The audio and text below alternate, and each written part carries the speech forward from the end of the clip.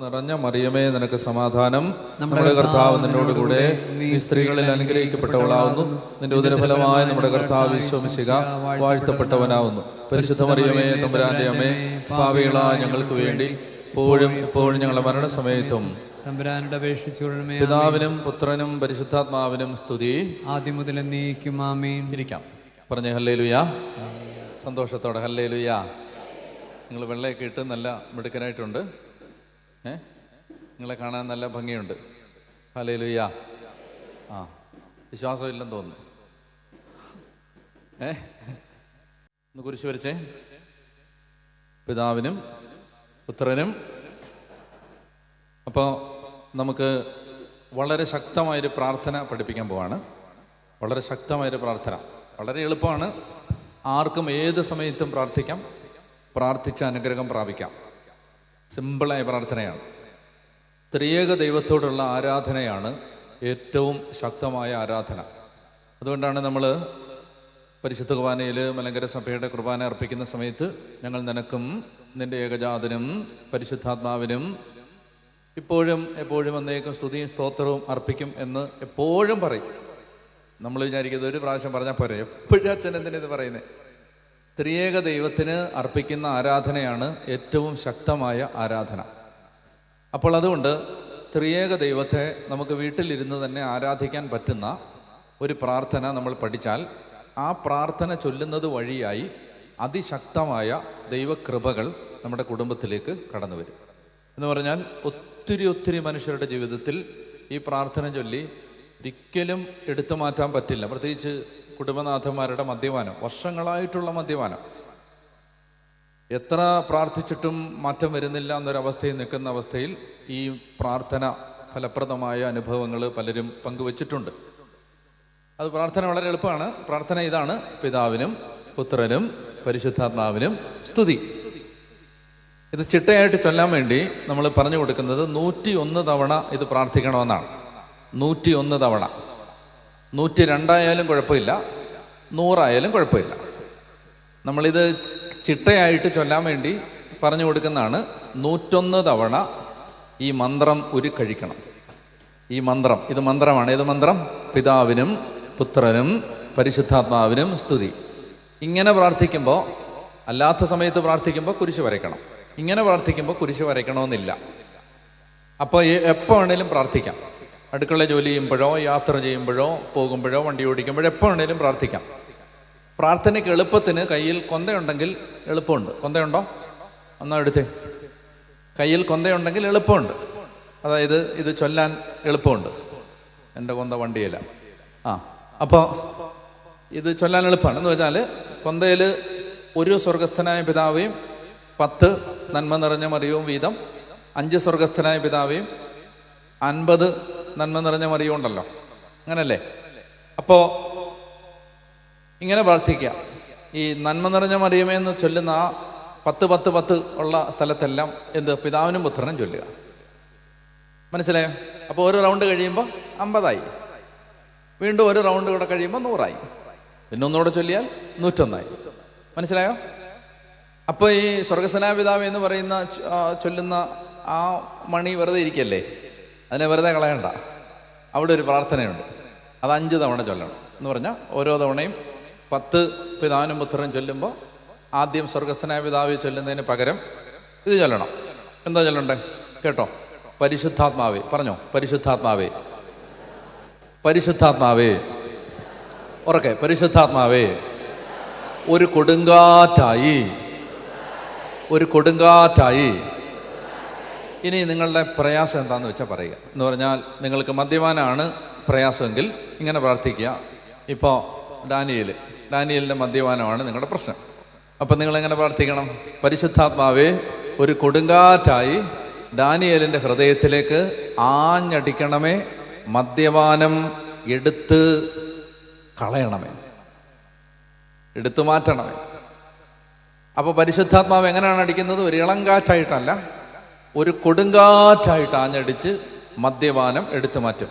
പിടിച്ചു നിർത്തിയതുപോലെ മദ്യപാനം നിന്ന അനുഭവങ്ങൾ എനിക്കറിയാം. ഇത് വില കൊടുത്തങ്ങ് പ്രാർത്ഥിച്ചാൽ മതി. ഇത് എത്ര പ്രാവശ്യം വേണേലും പ്രാർത്ഥിക്കാം. ഇത് നിങ്ങളിങ്ങനെ, ഇനി കൊന്തയൊന്നും വേണമെന്നില്ല കയ്യിൽ. നിങ്ങൾ എന്ത് ചെയ്യുക? ഇങ്ങനെ ചൊല്ലിക്കൊണ്ടത് പിതാവിനും പുത്രനും പരിശുദ്ധാത്മാവിന് സ്തുതി ആദ്യം മുതൽ എന്നേക്കും ആമേൻ. പിതാവിനും പുത്രനും പരിശുദ്ധാത്മാവിന് സ്തുതി ആദ്യം മുതൽ എന്നേക്കും ആമേൻ. 10 പ്രാവശ്യം കഴിയുമ്പോൾ പരിശുദ്ധാത്മാവേ ഒരു കൊടുങ്കാറ്റായി ഇന്ന ആളുടെ എൻ്റെ മകൻ്റെ ഹൃദയത്തിലേക്ക് ആഞ്ഞടിക്കണമേ, അവൻ്റെ ലഹരിയുടെ ഉപയോഗം അവനിൽ നിന്ന് എടുത്ത് കളയണമേ. കൊടുങ്കാറ്റടിക്കുമ്പോൾ അത് പോവും. ത്രിയേക ദൈവത്തെ ആരാധിച്ചുകൊണ്ട് പരിശുദ്ധാത്മാവിൻ്റെ സഹായം ചോദിച്ച് പ്രാർത്ഥിച്ചാൽ അത്ഭുതകരമായ ദൈവപ്രവൃത്തികൾ കാണാൻ പറ്റും. ഹബക്കുക്ക് 1-ാം അധ്യായം 5-ാം തിരുവചനം, ജനതകളുടെ ഇടയിലേക്ക് നോക്കി വിസ്മയഭരിതരാകുവിൻ, പറഞ്ഞാൽ വിശ്വസിക്കാനാവാത്ത പ്രവൃത്തികൾ ഞാൻ നിങ്ങളുടെ നാളുകളിൽ ചെയ്യാൻ പോകുന്നു. ഹല്ലേലൂയാ. ഹബക്കുക്ക് 1:5 വചനം പറയുന്നു, ജനതകളുടെ ഇടയിലേക്ക് നോക്കി വിസ്മയഭരിതരാകുവിൻ, പറഞ്ഞാൽ വിശ്വസിക്കാനാവാത്തൊരു പ്രവൃത്തി ഞാൻ നിങ്ങളുടെ നാളുകളിൽ ചെയ്യാൻ പോകുന്നു. ആമേൻ കേട്ടില്ല? ഹല്ലേലൂയാ. മനസ്സിലായത്? ചാടിപ്പിടിച്ചോണം, അത് ചാടിപ്പിടിക്കണം. വീണ്ടും വചനം പറയുന്നുണ്ട്, അതായത് ഈ കർത്താവ് ചെയ്യാൻ പോകുന്ന പ്രവൃത്തി എന്ന് പറഞ്ഞാൽ അത് അത്ഭുതകരമായ പ്രവൃത്തിയായിരിക്കും. ദൈവം ഇടപെടും. നമ്മൾ പ്രാർത്ഥിച്ചാൽ മതി. ഈ പിതാവിൻ്റെയും പുത്രൻ്റെയും പരിശുദ്ധാത്മാവിൻ്റെയും നാമത്തിൽ പ്രാർത്ഥിക്കുന്ന ഏത് പ്രാർത്ഥനയും വിലപ്പെട്ട പ്രാർത്ഥനകളാണ്. മറക്കുവോ? കൺവെൻഷൻ ടേക്ക് അവേ ആണ്. കൺവെൻഷൻ കഴിയുമ്പോൾ ടേക്ക് അവേ ആണ്. വീട്ടിൽ കൊണ്ടുപോകാൻ തന്നുവിടുന്നതാണിത്. എന്ത്? ഈ പ്രാർത്ഥന. അങ്ങ് എപ്പോഴും ഇത് ചൊല്ലിക്കൊണ്ട് നടന്നാൽ വലിയ ദൈവകൃപ അന്തരീക്ഷത്തിലേക്ക് വ്യാപരിക്കും. പറഞ്ഞേ ഹല്ലേലൂയാ, പറഞ്ഞേ ഹല്ലേലൂയാ. കാരണം കർത്താവിന് അസാധ്യമായി ഒന്നുമില്ല. ഒരു വചനം വായിക്കും, ലൂക്ക 1:37. ലൂക്ക 1:37 പെട്ടെന്ന് വായിക്കുക. ലൂക്ക 1:37 എന്താ? ലൂക്ക 1:37. ദൈവത്തിന് ഒന്നും അസാധ്യമല്ല. ഉറക്കെ പറയാം, ദൈവത്തിന് ഒന്നും അസാധ്യമല്ല. എന്നൂടെ പറയാം, ദൈവത്തിന് ഒന്നും അസാധ്യമല്ല. പറഞ്ഞേ ഹല്ലേലൂയാ. ഇനി മർക്കോസിന്റെ സുവിശേഷം 9-ാം അധ്യായം 23-ാമത്തെ വാക്യം. മർക്കോസ് 9:23. കഴിയുമെങ്കിലെന്നോ വിശ്വസിക്കുന്നവന് എല്ലാ കാര്യങ്ങളും സാധിക്കും. വിശ്വസിക്കുന്നവന് എല്ലാ കാര്യങ്ങളും സാധിക്കും. പറഞ്ഞേ ഹല്ലേലൂയാ. ഉറക്കെ പറഞ്ഞേ ഹല്ലേലൂയാ. വിശ്വസിക്കുന്നവൻ എല്ലാ കാര്യങ്ങളും സാധിക്കും. വചനം പറയുകയാണ്, കഴിയുമെങ്കിലെന്നോ. യേശു ചോദിക്കുകയാണ് കുട്ടിയുടെ പിതാവിനോട്, പിശാച് ബാധിച്ച കുട്ടിയുടെ പിതാവിനോട് ഈശോ ചോദിക്കുകയാണ്, കഴിയുമെങ്കിലെന്നോ വിശ്വസിക്കുന്നവന് എല്ലാ കാര്യങ്ങളും സാധിക്കും. എന്നൊക്കെ പറഞ്ഞേ ഹല്ലേലൂയാ, ഹല്ലേലൂയാ, ഹല്ലേലൂയാ. ജെറമിയ 32:26. ജെറമിയ 32:26-27 എടുത്ത് വായിക്ക്. അനുഗ്രഹം പ്രാപിക്കാം. എടുത്ത് വായിക്ക്. ഓരോ തവണ വചനം എടുത്ത് വായിക്കുമ്പോഴും വചനം പറഞ്ഞിട്ടുണ്ട്. ഇത് ഒരു സെക്കൻഡ്. അതായത് ഓരോ തവണ വചനം എടുത്ത് വായിക്കുമ്പോഴും നിങ്ങൾ അറിഞ്ഞോണം, നിങ്ങൾ മനസ്സിലാക്കുന്നുണ്ടെങ്കിലും ഇല്ലെങ്കിലും ഓരോ തവണ നിങ്ങൾ വചനമെടുത്ത് വായിക്കുമ്പോഴും സങ്കീർത്തനങ്ങൾ 119, 130 സംഭവിക്കും. സങ്കീർത്തനങ്ങൾ 119, 130 സംഭവിക്കും. ഓരോ തവണ വചനമെടുത്ത് വായിക്കുമ്പോഴും. എന്താണ് സങ്കീർത്തനം 119, 130? അങ്ങയുടെ വചനങ്ങളുടെ ചുരുളഴിയുമ്പോൾ പ്രകാശം പരക്കുന്നു. അതായത് ഇരുട്ട് മാറിപ്പോവും. ഇരുട്ട് പിശാചാണ്. ഇരുട്ട് മാറണമെങ്കിൽ ഇരുട്ടിനെതിരെ യുദ്ധം ചെയ്തിട്ട് കാര്യമില്ല, ഷൗട്ട് ചെയ്തിട്ട് കാര്യമുണ്ടോ? ഇരുട്ടിനെ കുറെ അങ്ങോട്ട് വഴക്ക് പറയുകയാണ്. പിള്ളേരെ വഴക്ക് പറയുന്ന പോലെ ഇരുട്ടിനെ കുറെ അങ്ങോട്ട് വഴക്ക് പറഞ്ഞു. ഇരുട്ട് പോവോ? ഇരുട്ടിന് നേരെ 4 ചാട്ടം അങ്ങ് ചാടി. ഇരുട്ട് പോവോ? പോവത്തില്ല. ഇരുട്ടിനെ 4 പുലഭ്യം പറഞ്ഞു. ഇരുട്ട് പോവോ? പോവത്തില്ല. ഇരുട്ട് പോകണമെങ്കിൽ വെളിച്ചം കത്തിക്കണം, ഒരു ലൈറ്റ് ഇടണം, സ്വിച്ച് ഓൺ ചെയ്യണം, ഒരു മെഴുകുതിരി കത്തിക്കണം, ഒരു ടോർച്ച് അടിക്കണം, എങ്കിലേ ഇരുട്ട് പോകത്തുള്ളൂ. പ്രകാശം പരക്കാതെ അന്ധകാരം പോകത്തില്ല. നിങ്ങൾ അറിഞ്ഞോണം. അല്ലാതെ എന്തുമാത്രം മസിൽ പവർ കാണിച്ചാലും പൈശാചിക ഇരുട്ട് വീട്ടിൽ നിന്ന് മാറത്തില്ല. അത് മാറണമെങ്കിൽ പ്രകാശം കയറണം. പ്രകാശം കയറണമെങ്കിൽ വചനം പറയുകയാണ്, അങ്ങയുടെ വചനത്തിൻ്റെ ചുരുള് അഴിയണം.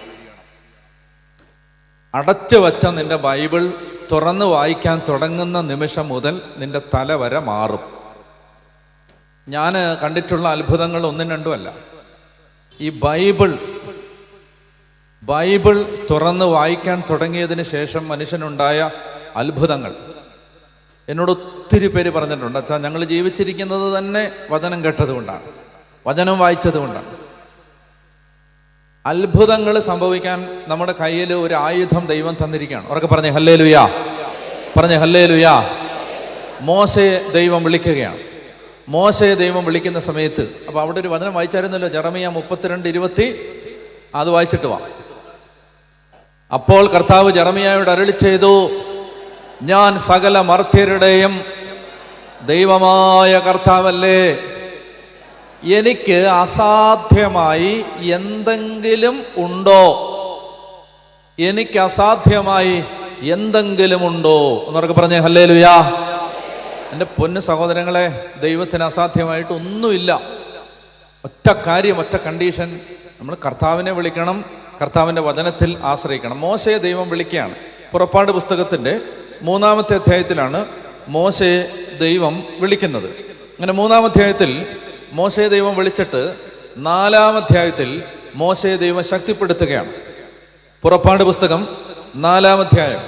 മോശയെ ശക്തിപ്പെടുത്താൻ വേണ്ടി ദൈവം അവനോട് പറഞ്ഞത്, ഞാൻ നിനക്ക് തരാൻ പോകുന്നത് അന്തരീക്ഷത്തിൽ നിന്നൊരായുധം ഉണ്ടാക്കി തരുകല്ല, ശൂന്യതയിൽ നിന്ന് പെട്ടെന്ന് ഒരായുധം ഉണ്ടാക്കി നിന്റെ കയ്യിൽ വെച്ച് തന്നിട്ട് നിന്നെ വിടുകല്ല. ഫറവോയുടെ അടുത്തേക്ക് പോകുമ്പോൾ, ഫറവോ എന്ന് പറഞ്ഞാൽ പൈശാചിക അരൂപിയുടെ പ്രതിനിധിയും പ്രതീകവുമായിരുന്നു ഈജിപ്തിലെ ഫറവോ. ഈജിപ്തിനെതിരെ ദൈവം ഉയർത്തിവിട്ട 10 മഹാമാരികൾ ഈജിപ്തിലെ 10 ദേവന്മാർക്കെതിരെയുള്ള ദൈവത്തിൻ്റെ പ്രഹരമായിരുന്നു. ഈജിപ്ത് ഒരു പൈശാചിക ആധിപത്യത്തിൻ്റെ സ്ഥലമായിരുന്നു. പിഞ്ചു കുഞ്ഞുങ്ങളെ നൈൽ നദിയിൽ എറിഞ്ഞ് കൊല്ലാൻ ഒരു രാജ്യം ഉത്തരവിട്ടാൽ ആ രാജ്യം ഭരിക്കുന്നത് ദൈവമല്ല, പിശാചാണ്.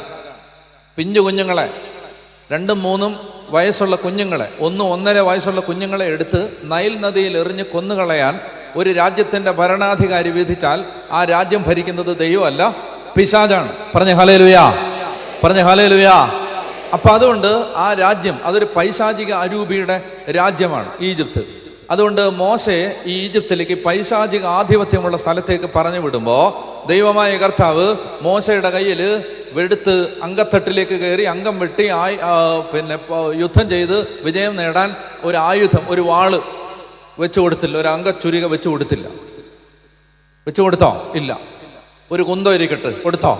ഇല്ല. എന്നാൽ 2 വാളിരിക്കട്ട്, ഒന്നും ഇല്ലെങ്കിൽ ഒരു പരിചയെങ്കിലും ഇരിക്കട്ടെ, തടയുമെങ്കിലും ചെയ്യാം, കൊടുത്തോ? ഇല്ല. ദൈവം ഒന്നും കൊടുത്തില്ല. ദൈവം പറഞ്ഞു, ഈ പൈശാചിക ശക്തിക്കെതിരെയുള്ള ആയുധം നിന്റെ കയ്യിലിരിപ്പുണ്ട്, അത് വെളിയിൽ നിന്ന് വേണ്ട, നിന്റെ കയ്യിലിരിപ്പുണ്ടത്. അത് മോശയ്ക്കൊരു വടിയായിരുന്നു, ഇടയൻ്റെ വടി. ആടുകളെ മേയ്ക്കുന്നവൻ ചെന്നായി ആട്ടി ഓടിക്കാനും കാട്ടുമൃഗങ്ങളിൽ നിന്ന് ജനത്തെ രക്ഷിക്കാനും പാമ്പിൽ നിന്നും ഇഴജന്തുക്കളിൽ നിന്നും ആടുകളെ സേവ് ചെയ്യാനും വേണ്ടി ഉപയോഗിച്ച ആയുധം, ഇടയൻ്റെ വടി. അത് അവൻ്റെ കയ്യിലുണ്ടായിരുന്നു. കർത്താവ് പറഞ്ഞു, ആ വടി നിലത്തിടുക. മോശ വടി നിലത്തിട്ടു. അപ്പൊ എന്ത് സംഭവിച്ചു? വടി നിലത്ത് വീണു. എന്തായി? വടി നിലത്തിട്ടപ്പോ അത് സർപ്പമായി മാറി. കർത്താവ് പറഞ്ഞു മോശയോട് സർപ്പത്തിന്റെ വാലിൽ പിടിച്ചെടുക്കുക. മോശ വാലിൽ പിടിച്ചെടുത്തപ്പോ അത് വീണ്ടും പഴയ പോലെ വടിയായി. ഈ വടി നീട്ടി കൊടുത്തിട്ട് പിന്നീട് ബൈബിളിൽ ഈ വടിയെക്കുറിച്ച് പറയുന്നത് ദൈവത്തിന്റെ വടി എന്നാണ്. ഇത്രയും നാൾ അത് മോശയുടെ വടിയായിരുന്നു. ഇനി ബൈബിൾ പറയുന്നത് ഇതാരുടെ വടിയാണ്? ഇത് ദൈവത്തിന്റെ വടിയാണ്. കേൾക്കുന്നുണ്ടോ? കേൾക്കുന്നുണ്ടോ? അതായത് നിന്റെ കയ്യിലിരിക്കുന്ന ആയുധം ദൈവം പറഞ്ഞ പ്രകാരം നീ ഉപയോഗിക്കുമ്പോൾ അത് ദൈവത്തിന്റെ ആയുധമായി മാറും. കേൾക്കുന്നുണ്ടോ ഞാൻ പറയുന്നത്? നിന്റെ കയ്യിലിരിക്കുന്ന ആയുധം നിന്റെ കയ്യിലിരിക്കുന്ന, നിന്റെയാണത്, നീ വില കൊടുത്ത് വാങ്ങിച്ചാണ്, നിന്റെയാണ്. പക്ഷെ നീ നിന്റെ കയ്യിലിരിക്കുന്ന ഈ ആയുധം ദൈവം പറഞ്ഞതനുസരിച്ച് ഉപയോഗിക്കാൻ തുടങ്ങുമ്പോൾ മുതൽ അത് നിന്റെ ആയുധമല്ല, അത് ദൈവം തൻ്റെ ശത്രുവിനെ പ്രഹരിക്കാൻ ഉപയോഗിക്കുന്ന ആയുധമായി മാറും. അങ്ങനെ ഇവർ ചെങ്കടലിന്റെ മുമ്പിൽ എത്തി. ചെങ്കടലിന്റെ മുമ്പിൽ എത്തുമ്പോൾ ഒരു പ്രശ്നമുണ്ട്. പ്രശ്നം എന്തെന്ന് വെച്ചാൽ കടൽ വഴി മാറത്തില്ല. കടലിലൂടെ നടക്കാൻ ഇവർക്ക് അറിഞ്ഞുകൂടാ. പുറകിൽ ശത്രു സംഹാരത്തിന്റെ ക്രോധ ആവേശം ഉള്ളിൽ നിറച്ച് ഒരു ഭ്രാന്തനെ പോലെ ഉറഞ്ഞു തുള്ളി ഫറവോ. ഈ അടിമകൾ നഷ്ടപ്പെടുന്നതിലുള്ള നഷ്ടബോധത്തിൽ മനസ്സ് നീറി വെന്ത് പ്രതികാരദാഹത്തോടെ ഇവരെ വീണ്ടും പരാജയപ്പെടുത്തി ഈജിപ്തിലേക്ക് കെട്ടിവലിച്ച് കൂച്ചുവെല്ലം കിട്ട് കൊണ്ടുവരാനുള്ള ആഗ്രഹത്തോടെ, ആവേശത്തോടെ, തീരുമാനത്തോടെ പുറകിൽ ഫറവോ. ശ്രദ്ധിക്കണം, ഫറവോയുടെ പട്ടാളത്തിൽ എല്ലാം ചെറുപ്പക്കാരാണ്. പട്ടാളക്കാരെല്ലാം ചെറുപ്പക്കാരാണ്, വയസ്സന്മാരില്ല. പട്ടാളക്കാരുടെ കൂട്ടത്തിൽ രോഗികളില്ല, പട്ടാളക്കാരുടെ കൂട്ടത്തിൽ ഗർഭിണികളില്ല, പട്ടാളക്കാരുടെ കൂട്ടത്തിൽ കുഞ്ഞുങ്ങളുമില്ല. എന്നാൽ മോശയുടെ കൂടെ ഉള്ളവരിൽ ഇവരെല്ലാം ഉണ്ട്. വൃദ്ധരുണ്ട്, വയ്യാത്തവരുണ്ട്, ചുഴലിദീനക്കാരുണ്ട്, ആമവാദം പിടിച്ചവനുണ്ട്, ഡയബറ്റിക് വന്ന് നടക്കാൻ വയ്യാത്തവനുണ്ട്, കുഷ്ഠരോഗിയുണ്ട്, വീൽ ചെയറിൽ കൊണ്ടുവരുന്നവനുണ്ട്, ഗർഭിണിയുണ്ട്, കൈക്കുഞ്ഞുണ്ട്, തോളയിൽ പിള്ളേരായിട്ട് നടക്കുന്ന അമ്മമാരുണ്ട്, ഭാരം ചുമന്ന് നടക്കുന്ന അപ്പന്മാരുണ്ട്. എന്ന് പറഞ്ഞാൽ ഇവർക്ക് യുദ്ധം ചെയ്യാൻ പറ്റാത്ത ഒരു ജനതയാണിത്. തളർന്നൊരു ജനത, മടുത്തൊരു ജനത, 4 നൂറ്റാണ്ടുകളായി അടിമത്തത്തിന്റെ നുകം തലയ്ക്ക് മീതെ വെച്ച് കെട്ടപ്പെട്ട് ശ്വാസം മുട്ടി പ്രാണം പോലും കിട്ടാൻ പാടുപെട്ട് ജീവിച്ച ഒരു ജനത. അവർക്ക് യുദ്ധം ചെയ്യാൻ കഴിവില്ല. ആകെ അവരുടെ കയ്യിലുള്ളത്, ആകെ അവരുടെ മുമ്പിലുള്ളത് മോശ പറഞ്ഞൊരു ധൈര്യത്തിലാണ് നിങ്ങളെല്ലാം ഇറങ്ങിയിരിക്കുന്നത്. അപ്പോ മുമ്പോട്ട് ഓടാൻ പറ്റില്ല വെള്ളം, പുറകോട്ട് തിരിഞ്ഞോടാൻ പറ്റില്ല ഫറവോ. ഇനി 2 വശത്തേക്കും കൂറ്റൻ മലനിരകൾ, ആ മലനിരകളിലേക്ക് പോകുന്ന പാതകൾ, ചതുപ്പ് നിലങ്ങൾ. 4 പാടും ഓടിയാലും രക്ഷപ്പെടാൻ പറ്റാത്ത അവസ്ഥ. ഇങ്ങനെ ചതുരപ്പൂട്ടിട്ട് പൂട്ടി. ഈ അവസ്ഥയിൽ നിസ്സഹായനായി നിൽക്കുമ്പോൾ എപ്പോഴും ഓർത്തോണം, അങ്ങോട്ട് നോക്കിയ ആരുമില്ല, ഇങ്ങോട്ട് നോക്കിയ ആരുമില്ല, മുൻപിലും ആരുമില്ല, പുറകിലും ആരുമില്ല. കേൾക്കുന്നുണ്ടോ? മുമ്പിലും ആരുമില്ല, പുറകിലും ആരുമില്ല, ഇടത്തും ആരുമില്ല, വലത്തും ആരുമില്ല. എന്നാ ചെയ്യും? ഇനി വഴിയില്ലെന്ന് ചിന്തിക്കരുത്. ഇനി നോക്കാൻ ഒരു സ്ഥലമേ ഉള്ളൂ, മേളിലോട്ട് നോക്കിക്കോണം. പറഞ്ഞേ ഹല്ലേലൂയാ. അതുകൊണ്ടാണ് ഈ പ്രൈവറ്റ് ബസ്സിലെ കിളി ഇടയ്ക്കിടയ്ക്ക് പറയും മേളി പിടിച്ചോണമെന്ന് പറയും. കേട്ടിട്ടുണ്ടോ? പ്രൈവറ്റ് ബസ് കയറിയിട്ടുണ്ടെങ്കിൽ കേട്ടിട്ടുണ്ടോ? മേളി പിടിക്കാൻ പറയും. കിളി എന്ന് പറയുന്നത് ഒരു പാവപ്പെട്ടവനാണെങ്കിലും അവൻ പറഞ്ഞതിനകത്തൊരു വിലയുണ്ട്. മേളി പിടിച്ചോണം. കാരണം എന്താ? മേളി പിടിച്ചാൽ ഒരു ഗുണമുണ്ട്. ഈ പ്രൈവറ്റ് ബസ് ആകുമ്പോൾ അവർ ഇടയ്ക്കിടയ്ക്ക് ചവിട്ടും, ഇടയ്ക്കിടയ്ക്ക് വല്ലാത്ത ചവിട്ടായി ചവിട്ടുന്നത്. അത് ചവിട്ടുമ്പോൾ നീ സൈഡിലാണ് പിടിച്ചിരിക്കുന്നതെങ്കിൽ നീ നേരെ ഫ്രണ്ടിൽ ചെന്നിട്ട് ഡ്രൈവറെ നോക്കി ഗുഡ് മോർണിംഗ് പറഞ്ഞിട്ട് വരാൻ പറ്റും. ഏറ്റവും ഫ്രണ്ടിലേക്ക് പോകും, സൈഡിലാണ് പിടിക്കുന്നതെങ്കിൽ. എന്നാൽ മേളി പിടിച്ചാൽ നീ എത്ര ചവിട്ടിയാലും, മനസ്സിലായോ? അത് മനസ്സിലായിക്കോണം. ഈ വശങ്ങളിൽ പിടിക്കുന്നവനെല്ലാം വീഴും, ഈ സൈഡിൽ പിടിക്കുന്നവനെല്ലാം വീഴും. സൈഡിൽ പിടിക്കുന്നവനെല്ലാം ജീവിതത്തിൽ ഒരു വഴിയില്ലാന്ന് വിചാരിച്ച് അവസാനം ഒരു മുഴം കയറെന്ന് വിചാരിക്കും. സൈഡിൽ പിടിക്കുന്നവനെല്ലാം തളരും, അവൻ്റെ എല്ലാം മൂക്കുകുത്തി നിലത്ത് വീഴും, അവൻ്റെ എല്ലാം മൂക്ക് മുറിയും. എന്നാൽ മേളിൽ പിടിക്കുന്നവൻ മാത്രം ഏത് കുലുക്കത്തിലും തളരാതെ നേരെ നിൽക്കും. എല്ലാം മനസ്സിലായോ? ബസ്സേ പോകുന്ന കാര്യമല്ല ഈ പറയുന്നത്. മേളി പിടിച്ചോണം. പറഞ്ഞേ ഹല്ലേലൂയാ, ഹല്ലേലൂയാ. മേളി പിടിച്ചോണം. മേളി പിടിച്ച് നിന്നാ നീ വീഴത്തില്ല. മനസ്സിലാവുന്നുണ്ടോല്ലോ? മേളി പിടിച്ച് നിൽക്കണം. അപ്പോൾ ഞാൻ പറഞ്ഞു വരുന്നത്, ആകെ ഇനി നോക്കാൻ അവിടെ ഉള്ളൂ. അപ്പോൾ മോശ മുകളിലേക്ക് നോക്കി. കർത്താവ് പറഞ്ഞു, വിഷമിക്കണ്ട, നിന്റെ വടി കയ്യിലെടുക്കുക. മോശ വടി കയ്യിലെടുത്തു. കർത്താവ് പറഞ്ഞു, വടി കടലിന് കുറുകെ നീട്ടുക. മോശ കടലിന് കുറുകെ ഈ വടി നീട്ടി. കടൽ 2ആയി വിഭജിക്കപ്പെട്ടു. കൂറ്റൻ മതില് പോലെ 2 വശത്ത് നിന്നു. ആബാലവൃദ്ധം ജനങ്ങൾ, അവശനും ആർത്തനും ദീനനും ദയാലുവും, കണ്ണീരിൽ കഴിയുന്നവനും ദുഃഖത്തിൽ കഴിയുന്നവനും രോഗിയും നിരാലംബനും നിസ്സഹായനും എല്ലാവരും അക്കരെ കടന്നു. വടി നിങ്ങൾ മനസ്സിലാക്കോ? ഈ പൈശാചിക സാമ്രാജ്യത്തെ, ഈ ഇരുട്ടിന്റെ ശക്തിയെ, ഈ തിന്മയുടെ സാമ്രാജ്യത്തെ തോപ്പിക്കാൻ നിന്റെ കയ്യിലൊരു വടിയുണ്ട്. ഒരു വടി നിന്റെ കയ്യിലുണ്ട്. വെളിയിൽ നിന്ന് ഒരു സഹായം വേണ്ട. ഞാൻ പ്രശ്നം പറയാം, അപ്പൊ നിങ്ങൾക്ക് മനസ്സിലാവും. ഒത്തിരി കുടുംബങ്ങൾ വരും. ഇപ്പൊ ഇന്ന് ഞാൻ വരുന്ന വഴിക്ക് സംസാരിക്കായിരുന്നു, ഒരച്ഛനോട് സംസാരിക്കായിരുന്നു. അതായത് ഒരു സ്ഥലത്ത് പോയി വീട് വെച്ചു. അവിടെ എന്തോ ഒരു പൈശാചിക ആരാധന ഉണ്ടായിരുന്നു. ആ സ്ഥലമാണ് വാങ്ങിച്ചത്. അപ്പൻ രോഗിയായി, 2ാമത്തെ കൊച്ച് സമ്പൂർണമായിട്ടും മാനസിക രോഗിയായി. നിങ്ങൾ പറ, ഇവരെന്താ ചെയ്ത തെറ്റ്? ഒരു സ്ഥലം വാങ്ങി അവിടെ പോയി താമസിച്ചു. എന്നോട് ഒരു പ്രിയപ്പെട്ട പുരോഹിതൻ പറഞ്ഞാണ്, ഒരു അച്ഛൻ പറഞ്ഞാണ്, അച്ഛൻ്റെ അപ്പൻ ഒരു സ്ഥലം വാങ്ങി. അതും ഇതുപോലെ തന്നെ ഒരു പൈശാചിക ആരാധന നടന്ന സ്ഥലം. അത് വാങ്ങിയിട്ട് അത് വാങ്ങിയ അന്ന് മുതൽ ഒരു പുരോഹിതന്റെ വീട്ടിലാണ്, നിങ്ങൾ ഓർക്കണം. അത് വാങ്ങിയ അന്ന് മുതൽ അനർത്ഥങ്ങൾ.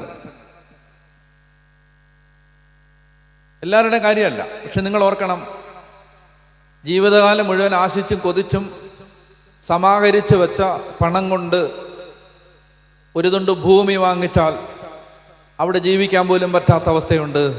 ഈ ഭൂമിയിൽ പൈശാചികത ഉണ്ട്. ഉണ്ടോ? ഉണ്ട്, ഉണ്ട്. പൈശാചികത ഉണ്ട്. ഈ പൈശാചികത ഉള്ളപ്പോ ഇങ്ങനെ വെറുതെ കയ്യും വീശി ലാഘവ ബുദ്ധിയോടെ നടന്ന പറ്റത്തില്ല, തലമുറ നശിക്കും. പൈശാചിക ശക്തി ഉണ്ടെന്ന് അറിയാവുന്ന ദൈവം അതിനെ നേരിടാൻ ആയുധം തന്നാ വിട്ടെ. ആയുധം നിന്റെ കയ്യിലുണ്ട്. മോശയ്ക്ക് ദൈവം കൊടുത്ത വടിയാണ് പുതിയ നിയമത്തിലെ ദൈവമക്കൾക്ക് ദൈവം കൊടുത്ത അവന്റെ കയ്യിലിരിക്കുന്ന ബൈബിൾ. പറഞ്ഞ ഹല്ലേലൂയാ. ഇതിനെതിരെ ഒരു ശത്രു പ്രബലപ്പെടത്തില്ല. അതായത് ഏത് അന്ധകാരവും, നിങ്ങൾ യേശു പിശാചിനെ പുറത്താക്കിയത് എങ്ങനെയാ? പിശാചിനോട് ഷൗട്ട് ചെയ്തിട്ടാണോ? പിശാചിനോട് ഞാൻ ആരാണെന്ന് നിനക്കറിയാമോ ചോദിച്ചോ? നിന്നെ ഞാൻ വാലെ ചുരുട്ടി നിനക്ക് വേണ്ടി നിത്യ നരകം ഞാൻ തയ്യാറാക്കി വെച്ചിട്ടുണ്ട് പറഞ്ഞോ? ഒന്നും പറഞ്ഞില്ല. കർത്താവായ യേശുക്രിസ്തുവിനെ സാത്താൻ, കേൾക്കണം, സാത്താൻ 3 പ്രാവശ്യം പ്രലോഭിപ്പിക്കാൻ വന്നപ്പോഴും ഈശോ മിശിഹ വേറൊന്നും പറഞ്ഞില്ല. ഒന്നും പറയാതെ വായിക്കും. മത്തായി 4:4 ആദ്യത്തെ പ്രലോഭനത്തെ നേരിട്ടത്. മത്തായി 4:4 വായിക്കേ. മത്തായി 4:4 അവൻ പ്രതിവചിച്ചു, മനുഷ്യൻ അപ്പം കൊണ്ട് മാത്രമല്ല ദൈവത്തിന്റെ നാവിൽ നിന്ന് പുറപ്പെടുന്ന ഓരോ വാക്കുകൊണ്ടുമാണ് ജീവിക്കുന്നത് എന്ന് എഴുതപ്പെട്ടിരിക്കുന്നു. ഒന്നുകൂടെ പറയാവോ? മനുഷ്യൻ അപ്പം കൊണ്ട് മാത്രമല്ല ദൈവത്തിന്റെ നാവിൽ നിന്ന് പുറപ്പെടുന്ന ഓരോ വാക്കുകൊണ്ടുമാണ് ജീവിക്കുന്നത് എന്ന് എഴുതപ്പെട്ടിരിക്കുന്നു. എവിടെ എഴുതപ്പെട്ടിരിക്കുന്നു? ഈശോ പറയാണ് അങ്ങനെ എഴുതിയിട്ടുണ്ട് സാത്താനോട്. സാത്താൻ വന്ന് പറയാണ് ഈ കല്ലുകളെ അപ്പമാക്കുക. കർത്താവ് പറയാ വേറൊന്നും പറഞ്ഞില്ല. പോടാ പോടാ പോടാ, നിന്റെ പണി നോക്കി പോടാ എന്ന് പറഞ്ഞോ? നീ ആളറിഞ്ഞ് കളിക്കടാ പറഞ്ഞോ? എന്ന് പറഞ്ഞ് ഒന്നും പറഞ്ഞില്ല. ഇംഗ്ലീഷ് ബൈബിളിൽ നല്ല രസമായിട്ട് എഴുതിയിരിക്കുന്നത് ഇറ്റ് ഈസ് റിട്ടൺ. 3 പ്രാവശ്യം അങ്ങനെ ഇറ്റ് ഈസ് റിട്ടൺ ഇങ്ങനെ എഴുതപ്പെട്ടിരിക്കുന്നു. സാത്താനെ, പിശാചേ, ഇങ്ങനെ എഴുതപ്പെട്ടിരിക്കുന്നു. ശത്രു വന്ന് ആധിപത്യമുറപ്പിച്ച, ശത്രു അവന്റെ കൂടാരമടിച്ച, പിശാച് അവന്റെ വാസഗേഹമാക്കിയ ദുർമൂർത്തികൾ കുടിയിരിക്കുന്ന പൈശാചിക മണ്ണിൽ ദൈവത്തിന്റെ മക്കൾ വചനമെടുത്തിട്ട് പറയണം, പിശാചേ ഇങ്ങനെ എഴുതപ്പെട്ടിട്ടുണ്ട്. ഒരു തിന്മയും നിനക്ക് ഭവിക്കില്ല, ഒരനർത്ഥവും നിന്റെ കൂടാരത്തെ സമീപിക്കില്ല. ഇതാ പാമ്പുകളുടെയും തേളുകളുടെയും ശത്രുവിന്റെ സകല ശക്തികളുടെയും മീതെ ചവിട്ടി നടക്കാൻ ഞാൻ നിങ്ങൾക്ക് അധികാരം തന്നിരിക്കുന്നു, ഒന്നും നിങ്ങളെ ഉപദ്രവിക്കില്ല. ഇങ്ങനെ എഴുതപ്പെട്ടിരിക്കുന്നു. എഴുതപ്പെട്ടത് അറിയണം, ഈ എഴുതപ്പെട്ടത് എടുക്കണം, എഴുതപ്പെട്ടത് ഉച്ചരിക്കണം, പ്രഖ്യാപിക്കണം. ഇതാണ് വടി. മോശ ഈ വടി നീട്ടി എന്ന് പറഞ്ഞാൽ ദൈവം നിനക്ക് തിന്മയ്ക്കെതിരെ ആയുധമായി സമാഹരിച്ച് നിന്റെ കയ്യിൽ തുന്നിക്കെട്ടി കുത്തിക്കെട്ടി തന്ന ബ്ലാക്ക് ആൻഡ് വൈറ്റ് ഈ ഗ്രന്ഥം, ഇത് വായിക്കണം, പ്രഖ്യാപിക്കണം. ഹല്ലേലൂയാ. ഇതാണ് ആ വടി, ഇതാണ് ആ വടി. മനസ്സിലാവുന്നുണ്ടോ? നമുക്കല്ല ജീവിക്കാൻ പറ്റില്ല. അത്രയും അന്ധകാരമുണ്ട് നമ്മൾ ജീവിക്കുന്ന മണ്ണിൽ, അത്ര അന്ധകാരം. നിങ്ങൾക്കറിയുമോ? അതായത് നമ്മൾ ധ്യാനകേന്ദ്രത്തിൻ്റെ ആ സ്ഥലം അന്വേഷിച്ച് നടന്ന് പ്രാർത്ഥിച്ച് ഒടുവിലൊരു സ്ഥലം കിട്ടി. അവിടെ ചെന്ന് പ്രാർത്ഥനകൾ ഇങ്ങനെ നടക്കാണ്. 500 ദിവസമാണ് മാറിയവാനസിൻ്റെ ക്യാമ്പസിൽ ഒരു ചാപ്പലിൽ എല്ലാ രാത്രിയിലും മുടങ്ങാതെ 500 ദിവസം മുടങ്ങാതെ പ്രാർത്ഥിച്ചു. അത് കഴിഞ്ഞ് ആ സ്ഥലം കിട്ടിക്കഴിഞ്ഞ് അവിടെ ചെന്ന് ഈ പ്രാർത്ഥനകൾ ശുശ്രൂഷകൾ തുടങ്ങുന്ന സമയത്ത് എല്ലാ വശത്തു നിന്നും പ്രതിസന്ധി. അപ്പോൾ ഒത്തിരി എല്ലാവരും ഇരുന്ന് പ്രാർത്ഥിക്കുന്നവരെല്ലാം അവർക്കെല്ലാം ദൈവാത്മാവ് വെളിപ്പെടുത്തി കൊടുക്കും. അന്ധകാരം ഇങ്ങനെ വന്ന് നിൽക്കുക.